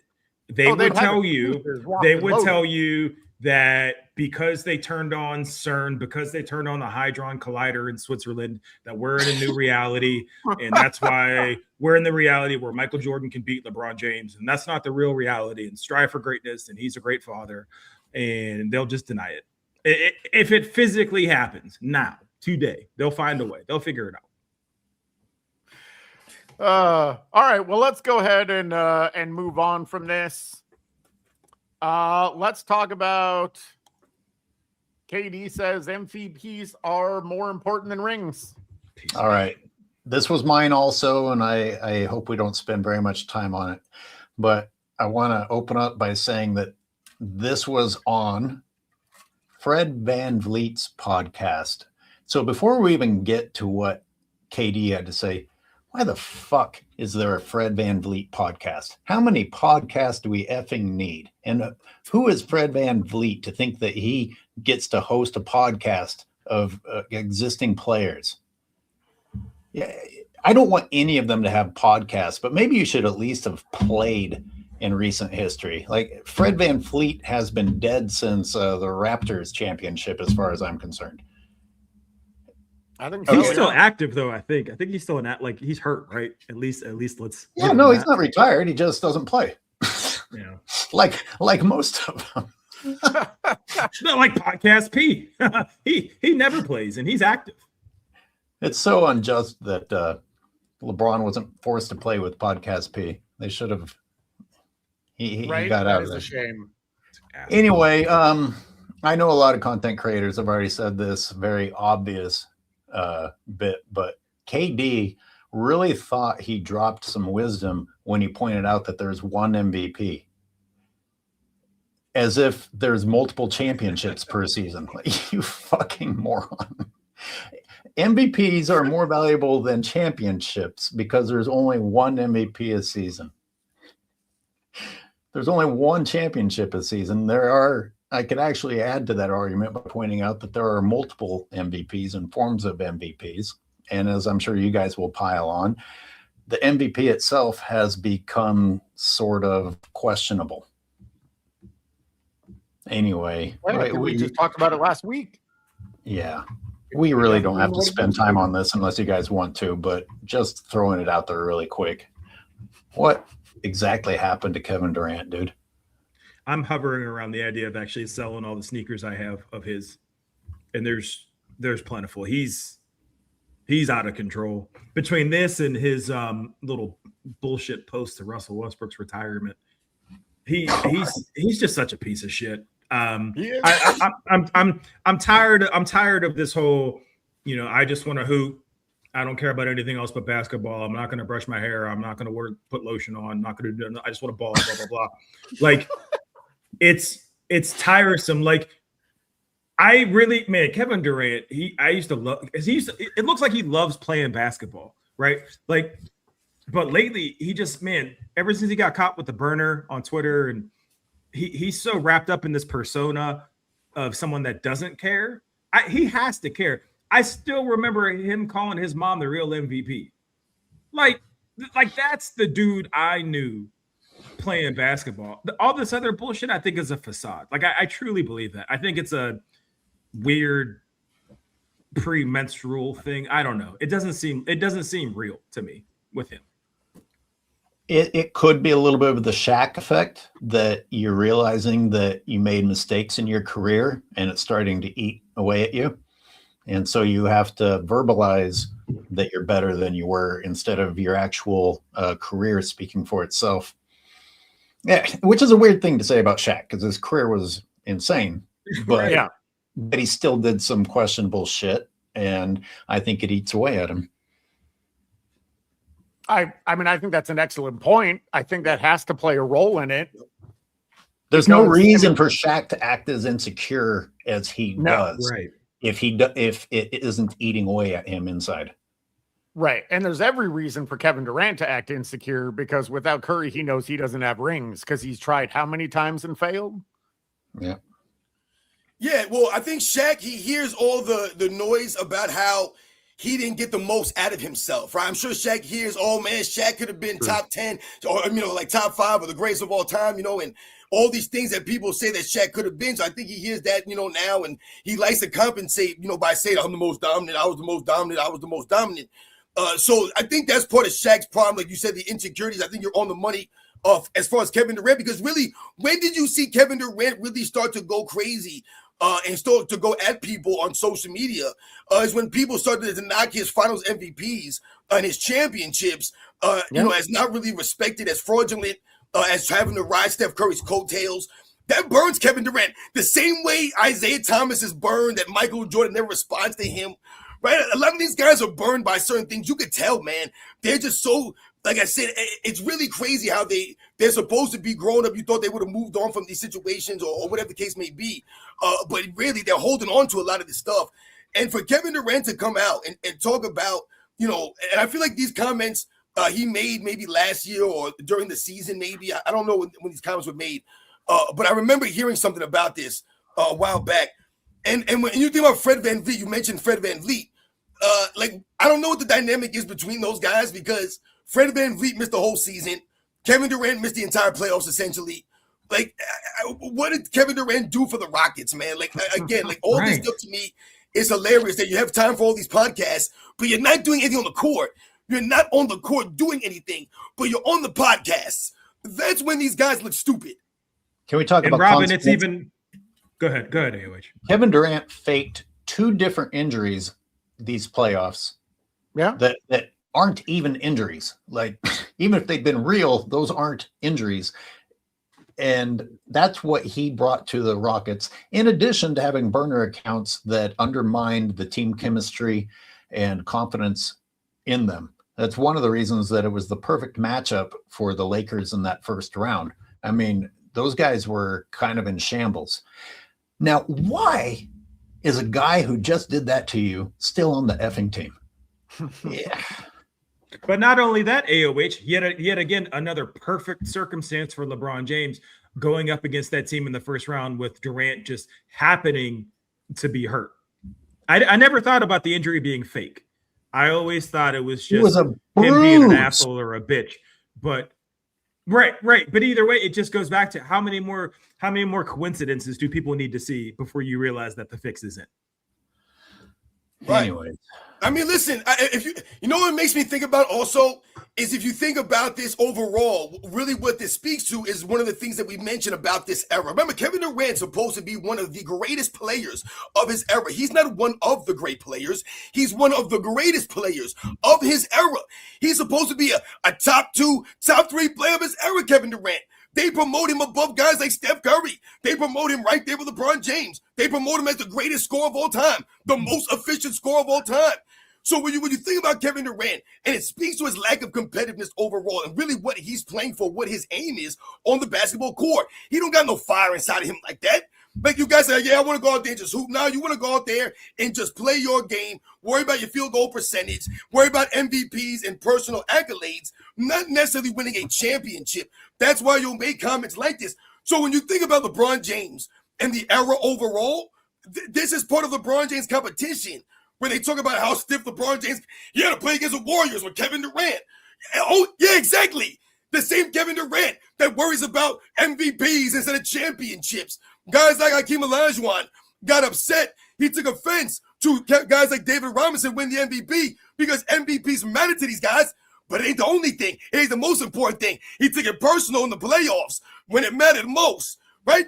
Did Kevin Durant take it personal when he didn't get the MVP in 2016 and Steph Curry won his back-to-back MVPs? Did he go out there? No, he blew a 3-1 freaking lead. And the lack of fire can come from many sources. For example, Kevin Durant's failings aren't hurting him getting paid. And he gets paid additionally to go on podcasts podcasts and make excuses for his failings rather than just go out and prove it on the court. And not only does he not have to prove it on the court to disprove his critics, he doesn't have to prove it on the court to get paid. He has an extension, 26-27. He's going to get paid almost $44 million by the Rockets after the shit that he pulled. 27-28, he's going to make $46 million from the Rockets. So yeah, no wonder Kevin Durant doesn't feel a fire to prove himself anymore. He's fine. Yo, let's be real, man. Kevin Durant been washed for a minute. He been done for a minute, Kevin Durant. Whether you want to say it was after the injury, whatever you want to say, Kevin Durant is done, man. What he does at a high level, he's continuing to do the same thing. That's what he does. He was never a great defensive player, never a rebounder, never a leader. I mean, your leadership sucks. Like, leadership is a skill you can hone. You can become better at leadership. Yeah, maybe you're never going to be Bill Russell, but you can become a better leader. You can become more of a grown-ass man. You never became that. You're still a punk-ass dude. Can I ask a question before we switch topics? Based off Robin talking about KD being an all-time player, where do you guys on the panel and the chat, where do you guys have both LeBron and KD all time? I never thought about KD all time until Robin just brought that up. I don't have all-time lists. I just know that LeBron isn't in my top 50. Is KD in your top 50? And we can move on past this, but Robin mentioning that just made me really think to myself. I don't think I have above and below. I have to still have him below LeBron. Jesus Christ. Yeah, I would put Kevin Durant below LeBron James. I have to. The funny thing is, and the interesting thing, like we talked about with LeBron James, is that there's arguments for Kevin Durant above LeBron James. So when you talk about, these rankings and some of the stuff we talked about, Kevin Durant has the argument over LeBron James based off of the head-to-head matchups in the finals that LeBron James directly did not step up and take. Listen, man, 2017, there's no excuses, man. LeBron James ain't playing no goddamn defense against that dude, man. The Cavaliers had a legit shot winning that championship. The icing on the cake shots in those games were Durant in LeBron's mug. Right. Yeah. Right. I don't know. Real quick, I just need to get to some of these supers before I get too far behind. Amanda Ruiz coming through again. Jordan in HD is basketball porn. Hashtag MJ Hub. Word. Shout out to Amanda Ruiz. Carl Harp coming through. Again, the KD you expected versus what we have now started when he trained with LeBron in the summer when ESP showed them with their shirts off. The shirts off seemed to be weird in the setting. It was. Kevin Durant with his shirt off ever. Yeah, that's pretty bad. Carl Harp coming through yet again. Thank you. Since then, no one should have trusted this dude. This was around the 2012 time frame, if I recall. Yeah. QB to LB, Sports and Fitness Rants. If you say whatever the case may be one more time, we're going to have to call you LeBron. LeBron Robin James. That's fighting words. Walking away. Damn, man. Why y'all got to do me like that? All right. Call her coming through again. Wow. You are being very generous today. Matter of fact, he just got screwed by LeBron in the finals and then immediately goes and trains with him. There isn't enough money on earth for me to do that if I were in his shoes. I would like to say another detail. We all know that LeBron James's Olympic MVP is fraudulent. And most people talk about Steph Curry being the deserving recipient. But what you're forgetting is LeBron wasn't even a number 2. Like, I would have given it to Durant second and other people. Like, it's really questionable. Like, the best excuse that they came up with was saying LeBron was the glue, and he wasn't glue. He would dribble down, get stuck, and need somebody to bail his ass out. Plus he got away with just shoving other people during international competition to the ground without foul calls. It was, yeah, but it was really he held the flag, which he held the flag on that ship. Oh God, it was a powerful moment. Yeah, I was like, come on, strive for greatness. And he was one of the stars not tested. Whatever the case may be. Shout out to whoever super chat that was that talked about them being with their shirts off, like for a weird reason. I was just I was just thinking about that the other day. Like they're always walking around with their shirts off, and it always feels out of place. I never thought about it until that chat, and it's always weird. Shout out to that person. It is always for no reason. What are you doing? You're right. All right. Vincent Garcia coming through yet again. Thank you so much. If somehow, some way it breaks that LeBron is on steroids his whole career, does the NBA keep him out of the Hall of Fame like MLB did for steroids era MLB? I feel like we've answered this many times. They will justify it. I mean, listen, if they were interested in his guilt, they would be testing him. Like it. Fanboys themselves, when they don't realize the consequences of their words, are the ones who will say LeBron needs to be tested after that play because they think it's so impressive. And yet, LeBron does need to be tested. He wasn't tested at the Olympics. Right. Exactly. They didn't test that fucker for COVID during COVID. What are we talking about here? They don't test him for anything. Despite him leaving and coming back. Despite him leaving to go to a Jay-Z party. Yep. But during COVID. During COVID. Like, come on, man. What are we doing here? It's like a movie at this point. It is. I mean, it's scripted as a movie. Yeah, things of that nature. Come on. TCWM7RJ coming through with the $20 super thanks. Wow, that's very generous. I appreciate you guys for the excellent content. Well, thank you. We appreciate your supers. Mario, shout out to TC. Hey, shout out to all you guys out there, man. Again, man, I see a lot of people in the chat. As always, you guys always add to the lives. Boom Shakalaka. A shout out to you, Prozac. Hey Weller. Again, Dash Hoost. Redhead for life. Thank you very much for you guys. Callie Young, the guest MC, Mad Dog, KD Ladner 93. Again, thank you guys. Yes, big thank you for those supers. Thanks everybody who's tuning in, and thanks Cyberius for hosting. I think you're doing a great job hosting Wednesday. Thank you. I appreciate that. I've been trying to find a way to improve the show each week. And, see what I can do to add some more interest, some more content to it. So I appreciate that. Have you thought about removing Speam from the panel? Done. Go ahead. Yeah, no, throw the ratio all out of whack. Go ahead. We'll put you on a time limit. We'll do 30 minutes. Throw the minority ratio all out of whack. On here. Yep. Yeah, I listen. Speam, I know when I'm the token. It's cool. Love. I was gonna say here's one of the things that you wanted to talk about. Look at this bullshit, yo. I mean, yes, we gotta talk about this. I want to talk about this. Thank you, Cyberius. Look at this. Oh my god. So can you put that? Okay, yeah. What's so troublesome about this? One of the things is that Patrick Beverley is forever touted as like this diehard defender, one of the last of a dying breed, blah, blah, blah. And I think most people that watch basketball know that he's just kind of like this goblin that just gets under people's skin and intentionally hurts Russell Westbrook and gets like, I think he is just the tough guy in a weak era.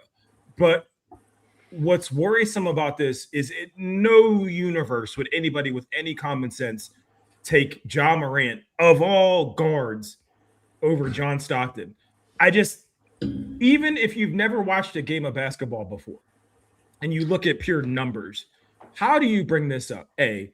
B, when you look at success, how do you bring this up? What has Ja Morant ever done in the NBA for Patrick Beverley to say something like this? I mean, why don't you have to have had some success before you get to talk?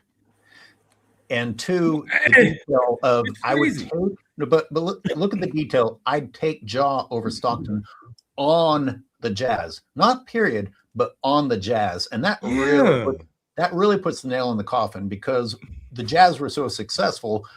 Yeah. A large part because of the way that Stockton executed that pick and roll with him and Malone. You think Ja is going to be able to execute that in the way that Stockton did? Even if we don't talk about athleticism or anything else, we're talking about what made the Jazz work. Ja doesn't fit into that particular piece. He barely fits in the basketball. That's another thing I wanted to bring up. He barely fits in within the guidelines of basketball. And it's frustrating because he doesn't do anything to change that. And Jeff Hornacek, Karl Malone, John Stockton, these guys were responsible for like an entire generation of men turning off their TVs on Sunday at 2:00 because they didn't want to sit and watch that boring fucking pick and roll that you just talked about. But guess what? It was successful as hell. The only reason John Stockton doesn't have a ring is because he ran into the greatest player of all time. The only reason. So the fact that John Morant, his name is brought in with somebody of that acumen, what do we know John Morant for? Dunks, right? What do we know more than that? His celebration, his ill-advised celebration, his off-the-court antics, like all the things, again, outside of basketball. So for Patrick Beverley, this journeyman of a player who I thought was worth his salt, for him to say something like this, just another player that I'm disappointed in, but also I tread lightly because I'm aware that he's saying it for shock value. I know that that's what people do, but at some point there has to be another structure in place to be able to like navigate that and speak to that without giving it the attention that it wants. But this is, again, more dangerous talk coming from former athletes that 10 years from now, 20 years from now, we might have kids out here saying, I'd rather play the guard. I'd rather run the pick and roll with John Morant than John Stockton. It's weird. It's very troubling. Now, when you think about what John Morant said, and you guys made some great points, especially about John Morant and Patrick Beverley, and basically should know better, dude. You play in the league, this is what we're talking about. When you think about what John Morant said, he said a couple of different things here. AOH, you pointed out some of the detail with the Utah Jazz thing, and him saying that he would, what he said was that the Chicago Bulls would have to make adjustments to John Morant if you put him on the Utah Jazz in place of John Stockton. He said that, he would run circles around John Stockton. That was one of the details that he says. Because again, what I've told you guys, it's not always what they say, it's how they say it, man. When you say that he would run, quote unquote, run circles on John Stockton, what you're trying to imply is that there's some kind of gap between John Stockton and John Morant. So one of the details he mentioned that you hit on, LH, was the Utah Jazz mention, which I thought was interesting. He also mentioned the reason why he would run circles around someone like John Stockton was because of the athleticism, the speed, the quickness, the jumping ability. He also said in the same quote that he would, quote unquote, jump over John Stockton. So this is what I talk about when you talk about the hyperbolic statements, the exaggerations, right? And again, not giving you the full picture and educating you on who actually John Stockton was. Look, as a dude who has dunked twice in his entire life, I'm a little bit biased to point out that the other aspects of basketball are important, but they are important. Like Ja's jumping ability doesn't change whether or not your team is going to be successful. You look at the Utah Jazz, and a lot of people, and this is the reason that I went back and I enhanced the old footage, was to sit and watch what is it that caused these guys to beat physically superior opponents, or at least in our minds, physically superior opponents. The game of basketball is beautiful. The movement of the ball is beautiful. The strategy and execution is beautiful. It's not just about who is bigger and can jump higher. There's more to it than that. And that doesn't mean I don't appreciate a thunderous dunk, and I don't appreciate guys that can take off from beyond the foul line. I do. But that's not all there is to success in basketball. Right. Well, and also, like, why are they just glossing over the fact that Stockton is so incredibly fundamentally sound? Was he incredibly athletic? No. Did he set screens like brick walls? Yes. He was also I've seen little some bit footage of dirty. Stockton crossing up some people that you wouldn't have thought that he would. No, absolutely. I mean, as Robin pointed out in his video, Gary Payton said that he would rather face John Stockton than Michael Jordan. Because John Stockton is going to get to his spots and he's going to deliver. Plus, you have to worry about him passing. Plus, you have to worry about him stealing the ball. He was also a great defender, which he I don't said think he'd rather face. enough. You mean he said he'd rather face Jordan than Stockton? Yeah. Yeah. Okay, I think you said it. Oh, no, I reversed it. Okay. That's my stupid ass brain. Damn brain. Also, I was going to say Stockton played 82 games 16 times. Yep. The most games that Morant has ever played was 67, and he did it one time. And then he played 61 games one time. And then he but his celebrations are awesome, Cyberius. You don't know what you're talking about. You see how he threw a grenade in the crowd? That's what the kids want to see. No, it's not Pierce, man. You're on the money with that stuff, man. When you talk about the games played and the durability, the toughness, that speaks to John Stockton's grit. When we use the word grit, we've used it many times on these live shows. That's true grit. That's what you see. You think John Stockton wasn't hurting? You think his freaking knees weren't hurting? You think his big toe wasn't all swollen and jacked up? You think he ain't had no damn pain in his ankles? You think his back wasn't hurting? You think he didn't have personal problems going on at home with his kids or his wife or some freaking body? Maybe his mama was sick or something. I don't freaking know. These guys play through this stuff, man. They showed the hell up, man. And that's what Cyberius is pointing to. The willingness of John Stockton to show up to work every single night and be that floor general. When you think about what Patrick Beverley's doing here, you're doing a disservice to the NBA overall because you're mentioning someone, John Morant, who does not deserve to be mentioned with John Stockton. He just doesn't.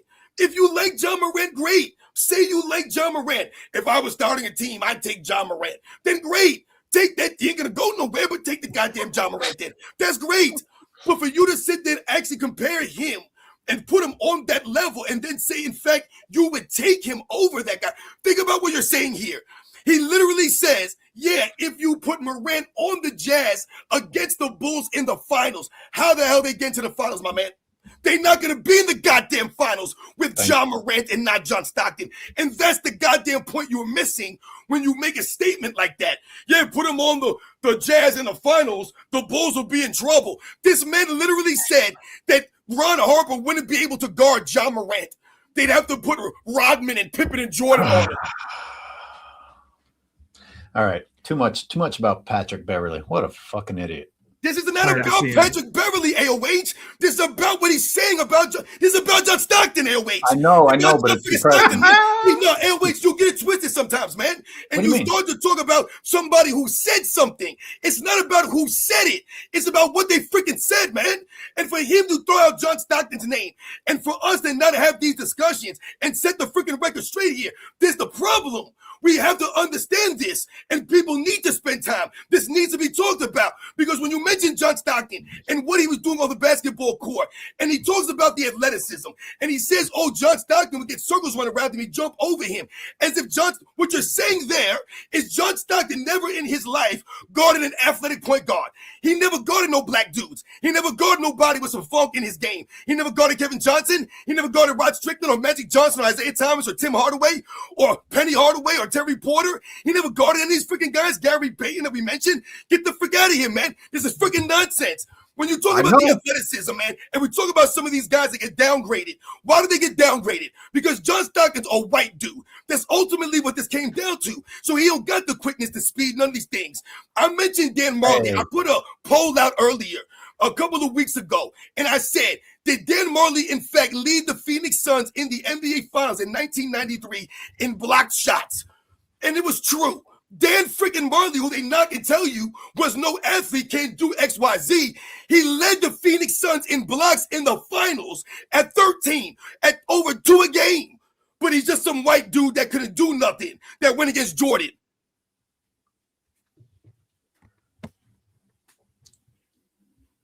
Got all that? Goofs. Telling you. Goofs. All of them. Goofs. I'm kind of tired of looking at John Morant's effeminate haircut. We can move on. All right, let's do that. Here, I'm going to get to some supers. We just had a bunch of them roll in. Someone call 911 for Robin, please.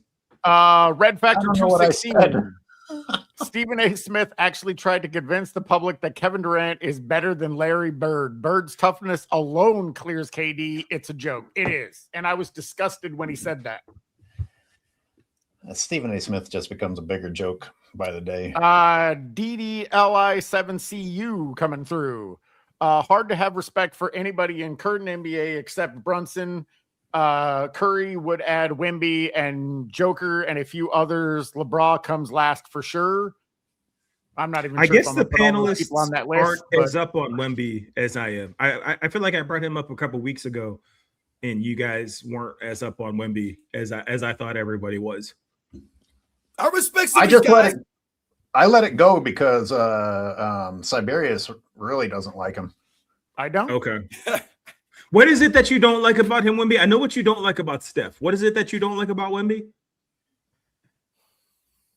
He's everything that I don't like about the modern NBA. Everything? Yeah, it's just very surprising. I would to say hear you say that. Most things. Okay, I'll qualify it and say most things. He's a big guy that falls down a lot. Is he flopping or is he clumsy? Who the fuck knows? He's still on the ground. That's true. I listen to shake hands after losing. No, he did not. Listen, I think as part of for me with some of these guys, I've told you is other things like, yeah, maybe your game might be whatever.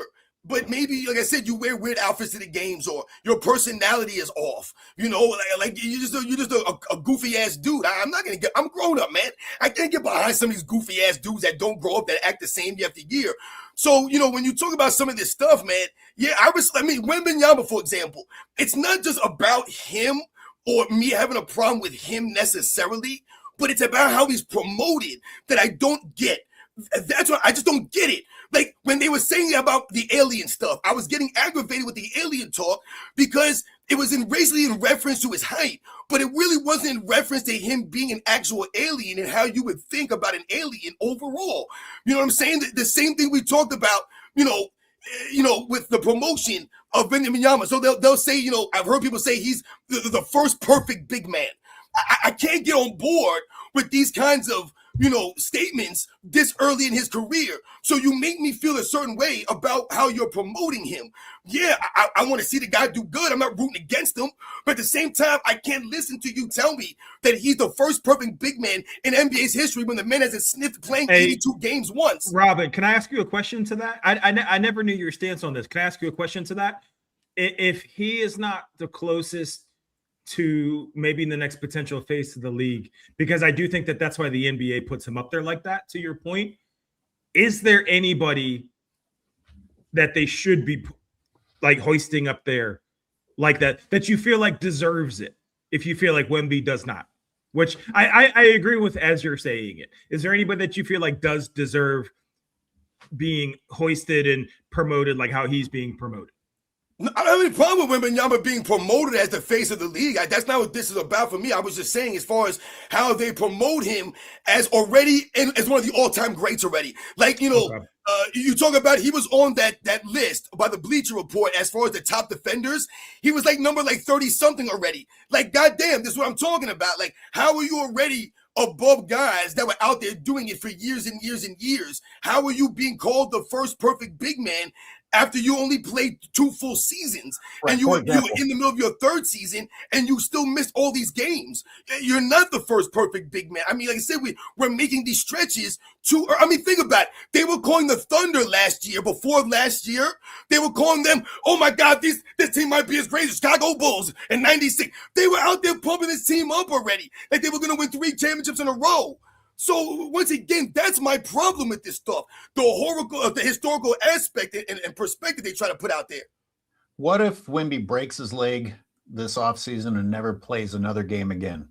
Does Bleacher Report need to remove him from that list? Because he can't have done enough in his career to be on a list like that. And if that's true, then he shouldn't be on it yet. So I agree with Robin on that. But the other thing is that we shouldn't be taking Bleacher Report seriously at all. So, I mean, I did several videos this season on Cooper Flag.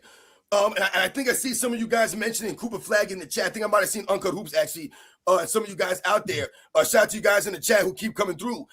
And I did several videos on Cooper Flag in his overall game and what he was attempting to accomplish that season, leading his team in points, rebounds, assists, steals, like a Michael Jordan. Now, he ended up missing several games last season.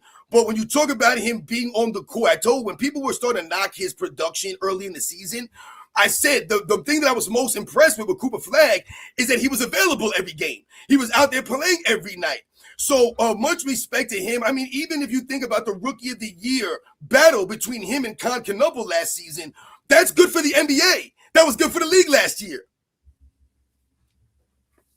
I also have a problem with the fact that a lot of my issue with Wemby is how he's being touted. How he was being touted before he got into the league, and now how he's being touted now that he's in the league, being a unanimous defensive player of the year. Well, who the fuck are you going against? You're playing, you're the best defender in the weakest defensive era ever. That's not a fucking flex. That is an indictment of the NBA and its defensive prowess at this time because it's weak as hell. Right. I mean, yeah. Great, Speam. No, I was gonna say, do you have character issues with him too, Cyberius? Don't you? I do. Like you know how he acted, not shaking hands, because it was you. All three of you guys actually in the chat kind of put me on game with that. I didn't realize he acted as I don't want to say classless, but I'll say classless, as classlessly as he did. You know, not shaking hands and just kind of walking off the court. I didn't realize that at the time. Anyways, we've done this conversation a few times. I want to get to more of these supers. Like I said, they just keep coming in. Also want to shout out Seth Rotol for being a member of, I don't know whose channel because it doesn't tell me. Seth Ro. I think it's me. I think it's you. I do think it's AOH. I'm glad you're still around, Seth Ro. Vince Garcia coming through 440 joules with the Unk alert. Yo, shout out to Vicente Garcia, always coming through, dropping the jewels for us. Again, man, thank you very much, all you guys out there in the chat, man. Machiavelli the Don, I see you. Yo, King. Once again, thank you guys. Fairy Dust coming through yet again with 10 joules.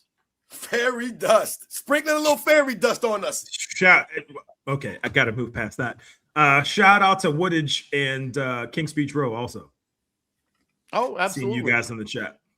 Amanda Rue is coming through again. I'd take Mark Price over Jaw any day, without question. That's not even up for debate. Yeah. Carl Harv coming through yet again. What's Beverly's obsession with Stockton? Seems odd. Yeah, yo, shout out to Carl Harv for coming through again. And yeah, I mean, see, this really shows you how great these guys really were. That's really the ultimate, point here when you talk about these guys. The problem is they bring them up because they're so great. So you think about John Stockton's name. He's like, yeah, you know what? Let me compare him to John Stockton because John Stockton's a legend. He's not going to compare him to like Jason Williams. He's not going to say Mark Price. He's going to say, yeah, let me compare him to John Stockton because that name rings bells. The problem is, again, you're not bringing up John Stockton to actually give him some props and some respect. You're bringing him up to use him as a stepping stool, or some kind of platform to lift up, John Moran to a level that he doesn't deserve to be at. And not for nothing, he might have been race baiting a little bit too. Not for nothing. I wouldn't put it above Patrick Beverly to race bait. I told you. I mean, that may be true, but you also have to consider that again, even if it's not intentional, it's diminishing the competition of Jordan. Right. If I can now, is this an ongoing thing? Is better. Because Carl Harv's question, he calls it an obsession, makes me think that he's done it before. Oh yeah, that's what I have to assume. Yeah, he's mentioned Stockton before on his podcast or whatever he does. I don't know what he does, Patrick Beverly. But a lot of these, I mean, we even remember Gilbert Arenas brought up John Stockton a couple of years back. As a matter of fact, Gilbert Arenas actually came to my channel crying and moaning about a video I did in response to that John Stockton nonsense. So John Stockton has been a target from some of these guys, and we understand why. But again, you're not putting respect on the game because John Stockton, again, went out there and earned it. It's not like fake. What John Stockton did is not fraudulent. Right, of all point guards to attack, you go at John Stockton. That makes no sense. And what makes it even worse is it's blasphemous when it's coming from another guard. Like I can't imagine. Chris Paul was just talking about how the small point guard is being erased. I cannot imagine a student of the game like Chris Paul saying something crazy like that about John Stockton. And I can't stand Chris Paul, but there's certain guards or certain players where it's just like you make a comparison like that, you're better than that. Like that's like D Wade saying something about Jordan. Like if it's your position, then you should speak with a certain level of respect. And Patrick Beverley saying that about John Stockton is just, I don't know. It's a reflection of his character. I agree. Real quick, shout out to Uncut Hoops if he's still in the chat. He did a video, I think it was probably a few months ago now, maybe even longer, but there were people that were trying to attack the validity of Stockton's steals and assists, saying that his numbers were inflated. So he actually did a number where he was breaking down game footage, and it was showing that his numbers are actually deflated, not inflated. Mm-hmm. That he wasn't getting credit for assists, that he wasn't getting credit for steals. And it's an absolutely fantastic video. You should certainly go and check it out.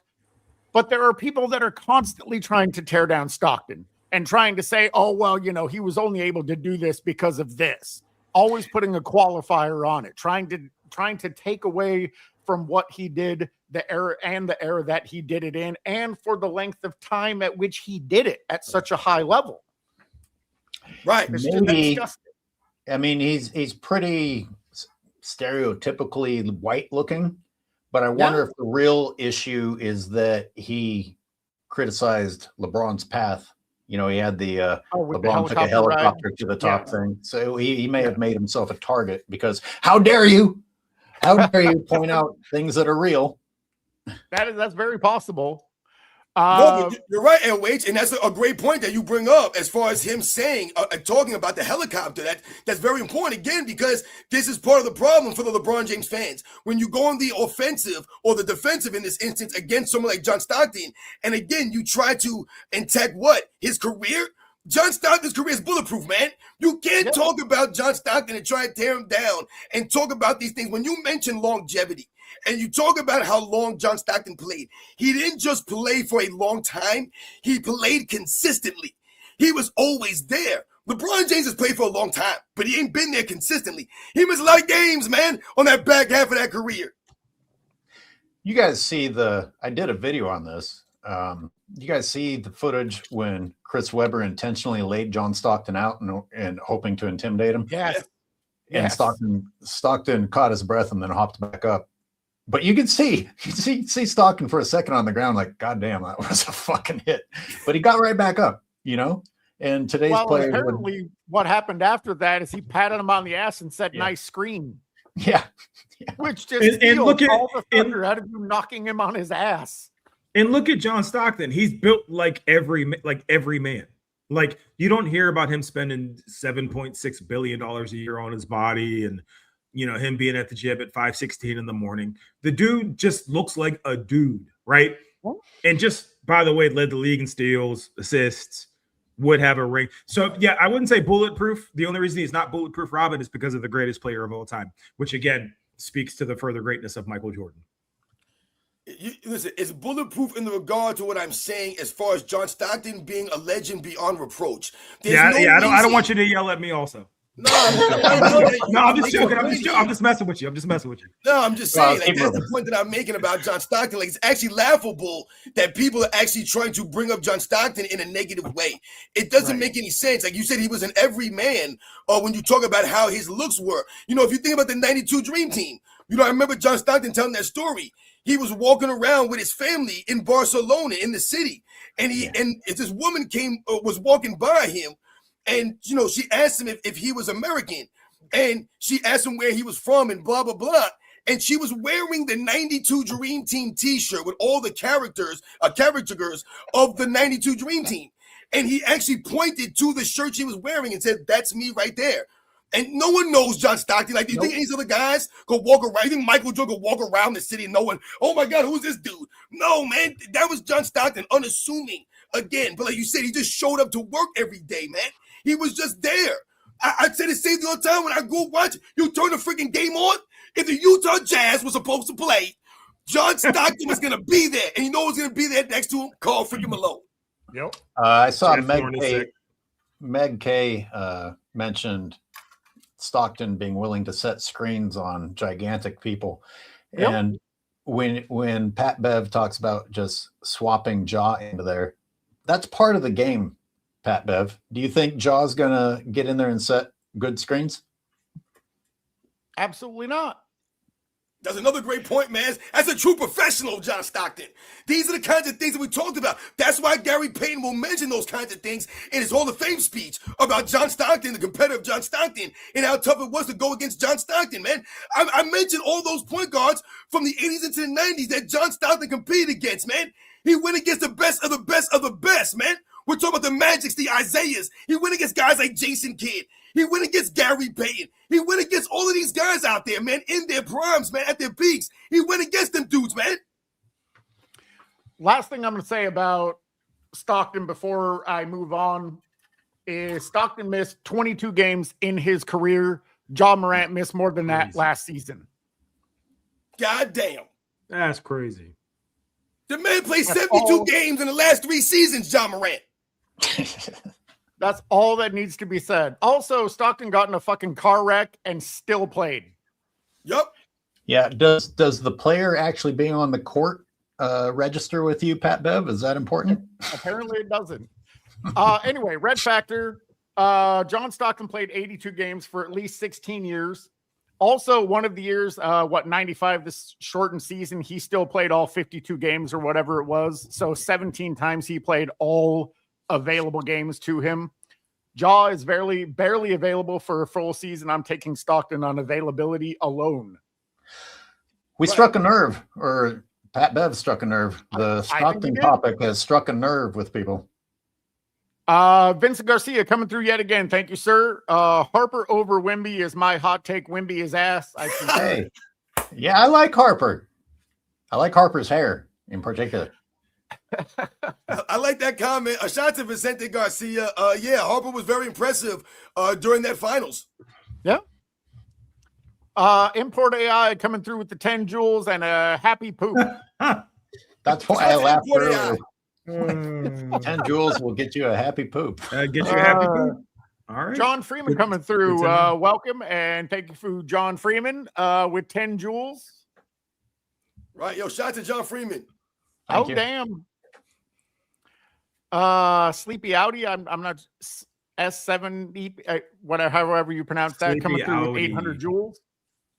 Yeah, once again, shout out to Sleepy Audi, 800 joules, the Husky. Shout out to you guys again, man, dropping jewels on us, coming through, hanging out with us for a little while. And again, man, shout out to all you guys, man, sticking up for John Stockton, man, and setting the record straight for John Stockton out there, because that's what it's about, man. The true basketball fans coming out there and once again joining up and letting people know that this is not going to be tolerated. People aren't going to allow you to come out of here and say nonsense anymore. These hot takes and all this nonsense, this rage bait crap. Oh, I'm just trolling y'all, man. Nah, we're not going to allow this stuff. And we're not going to forget what you said.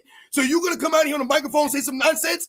I don't want to hear nothing about you next week. I don't want to hear nothing about you next month. Nope. Isaiah Valeriano coming through again. Thank you.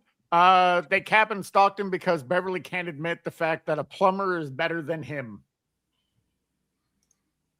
Because they were never plumbers.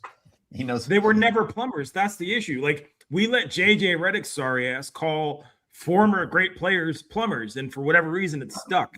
They were never plumbers. Like, John Stockton would run 99% of these dudes off the court right, maybe not right now, but 10 years ago, probably, just based on pure basketball knowledge. Thank you, Isaiah. Hey, Cyberius, I uploaded a screenshot if you want to show it really quick. Oh, yeah.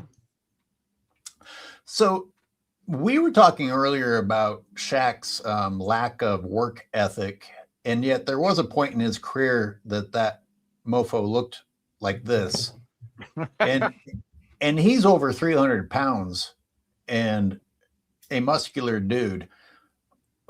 Was he in the gym a lot during this time, or was it just mostly natural?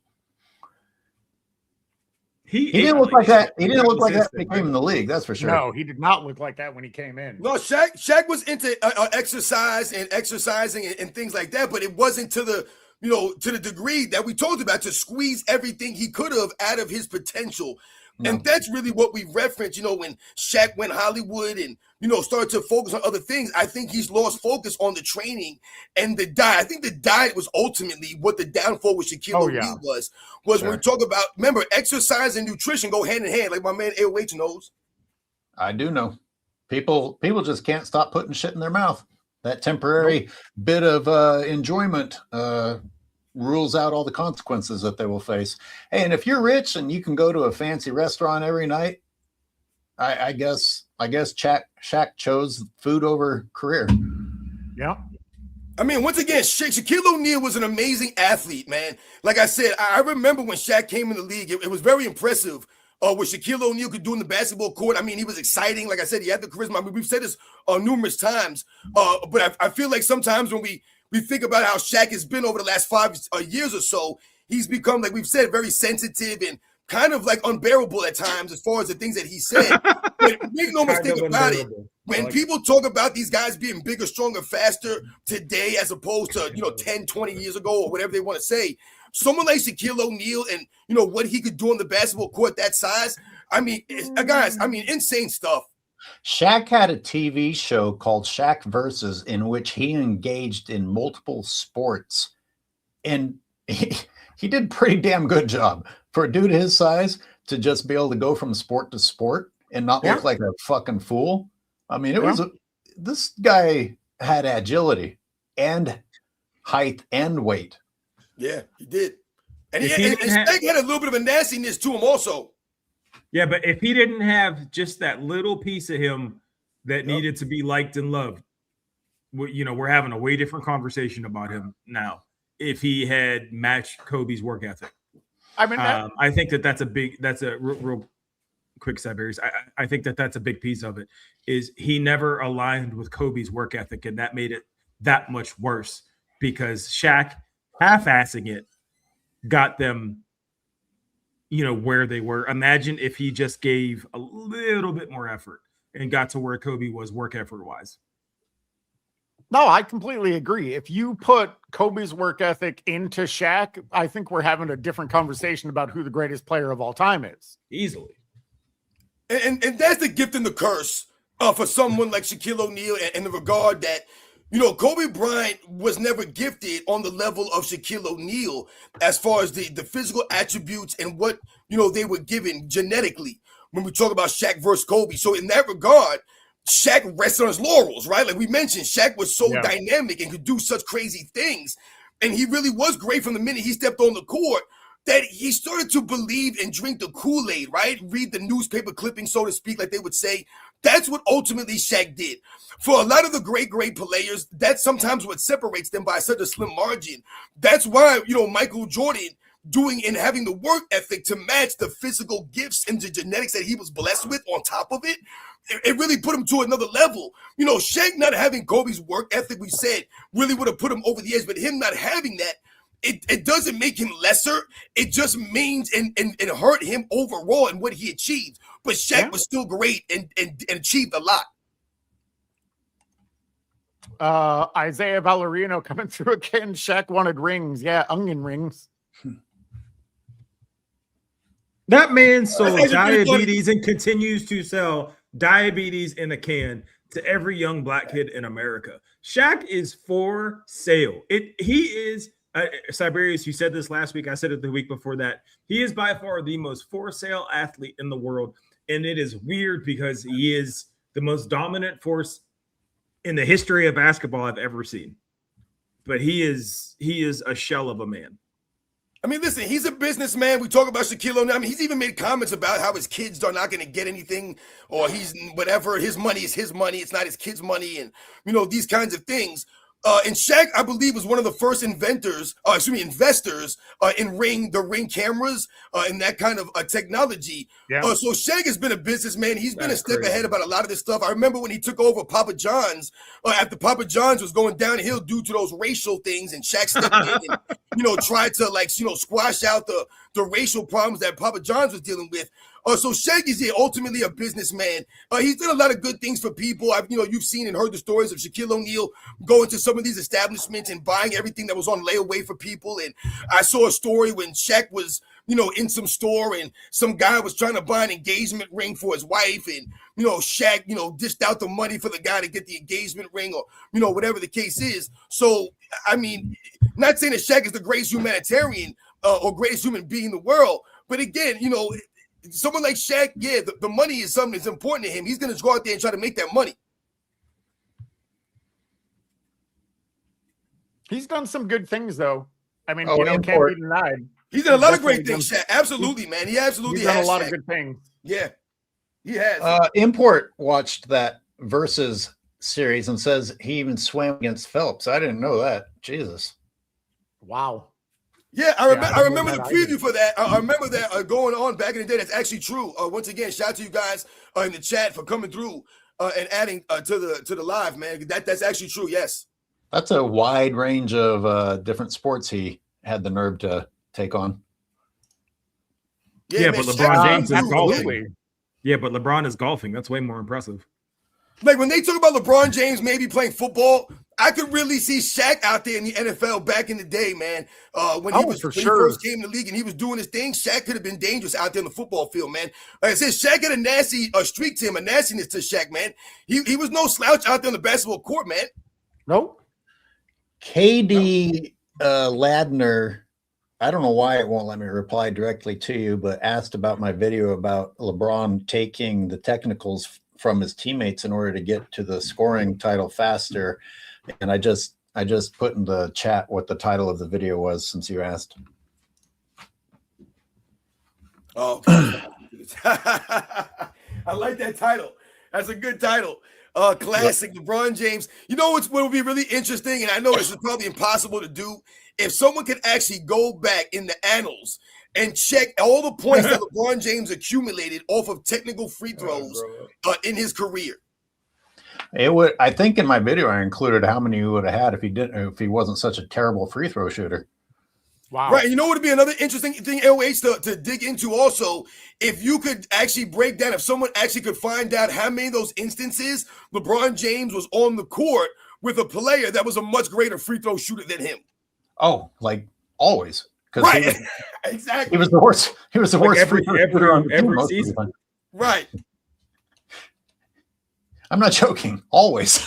No, you're right. He's pretty much one of the poor free throw shooters on the team every season. When you think about where he shoots, I mean, some of these years, LeBron James was shooting the 60s, 67%, 69% from the free throw line. I think its best year was 74. They were clapping for him when he was at 70. I was going to say 72%. Shannon Sharp was talking about how great he was. No. Shannon Sharp was like, there he goes. They were betting fucking Mountain Dew on it, on that stupid ass show. Whether or not I think as high as Michael Jordan's low. Right. 68% they were betting Mountain Dew. Like, what are we doing? What? Yeah. That's your GOAT? 68%? Crazy. All right. So moving on, I'm going to play this video. I'm not offering any context to anyone. I'm just going to play it. I may even play it twice. Chat, panelists, I'm curious to hear what you guys have to say.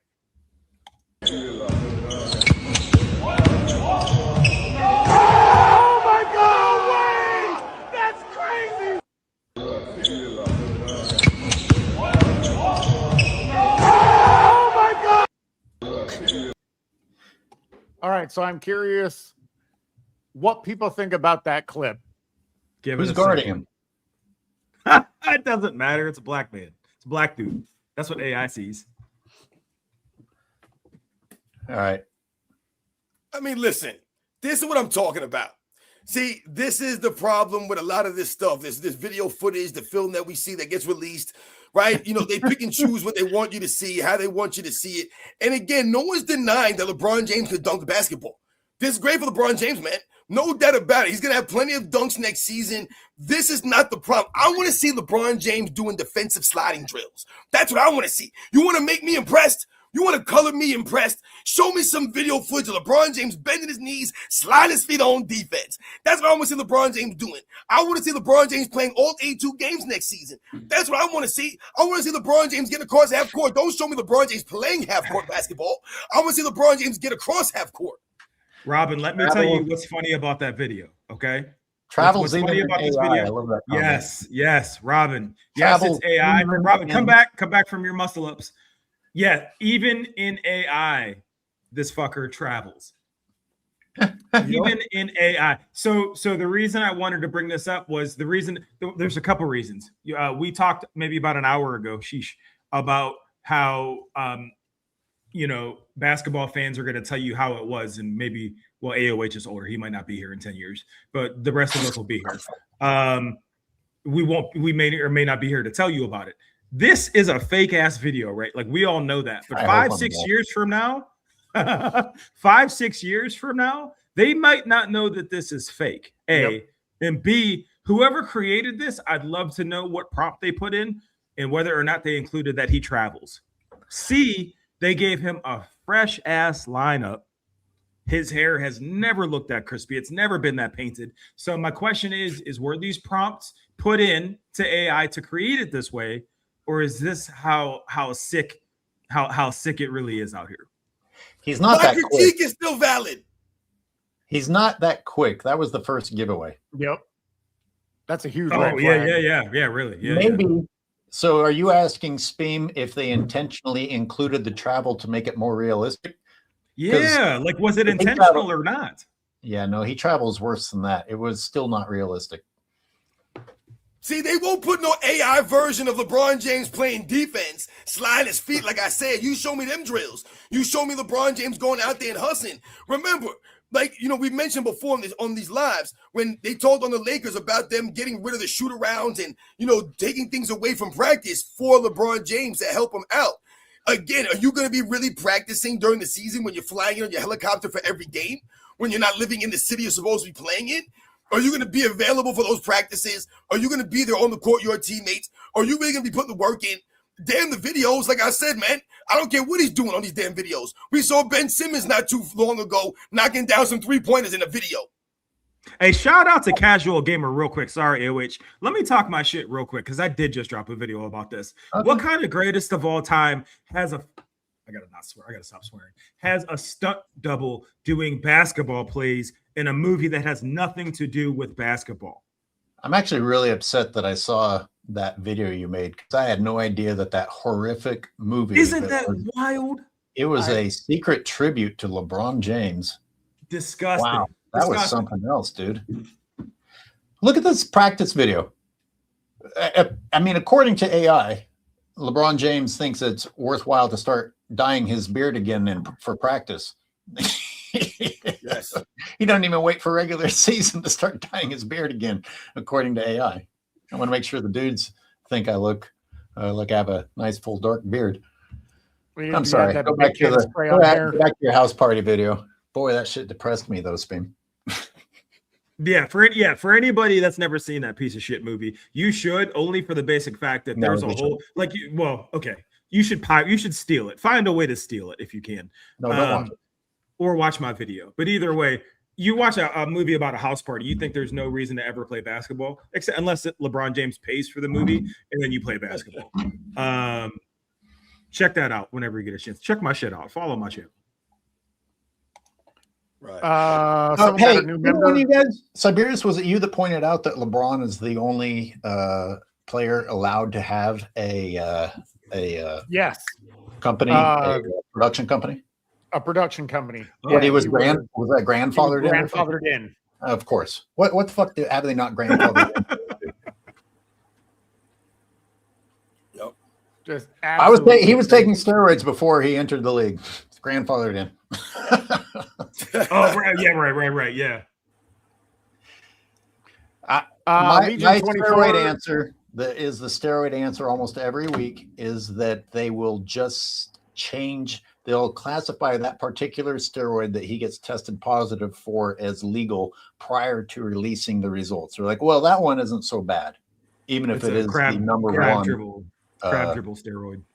Crab dribble steroid. Crab dribble steroid.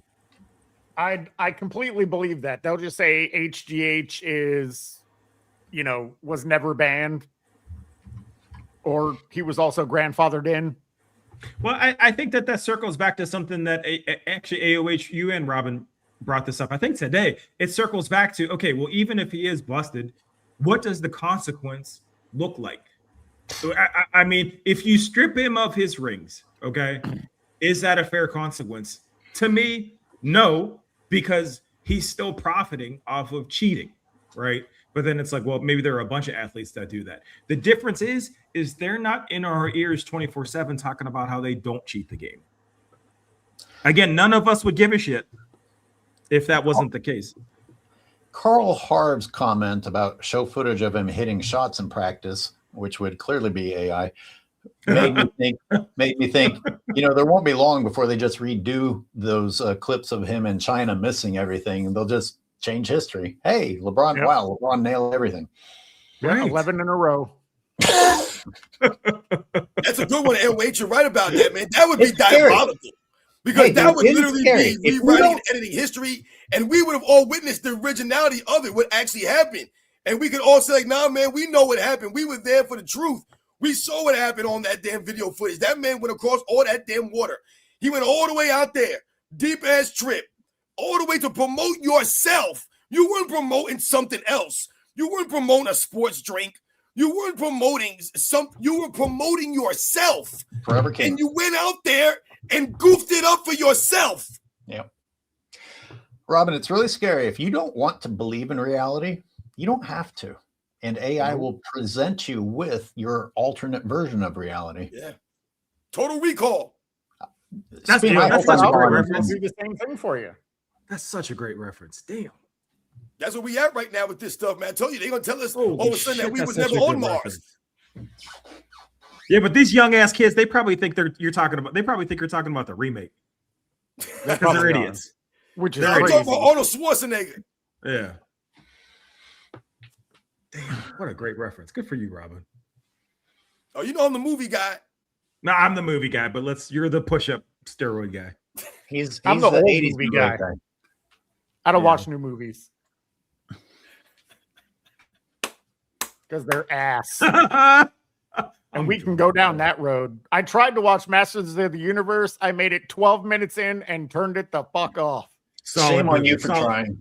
Solid film. Solid movie. Oh, God. Solid movie. You know what? Just like Bring It On is a gonna solid have to movie mute while Speam. you're I doing can't your listen to burpees this. over there, AOH. Just like Bring It On is a great Hey, movie. just because I don't have a pull-up bar, I'm doing what I can.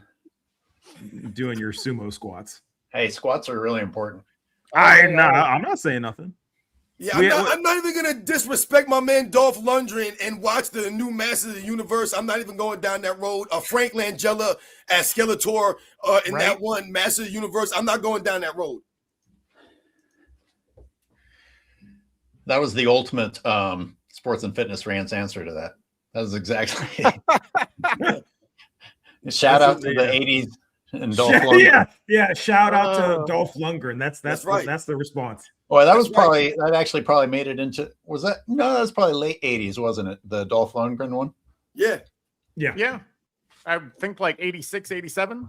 Yeah, So something he like did that. that, and then he did the Punisher, and then he did Rocky 4 a little bit later. Yeah, once again, a shout out to Dolph Lundgren. Shout out to And, Rocky 4. Yeah. A showdown in Little Tokyo. Showdown in Oh, Little yeah. Tokyo Brandon with Lee. Brandon Lee. Yep.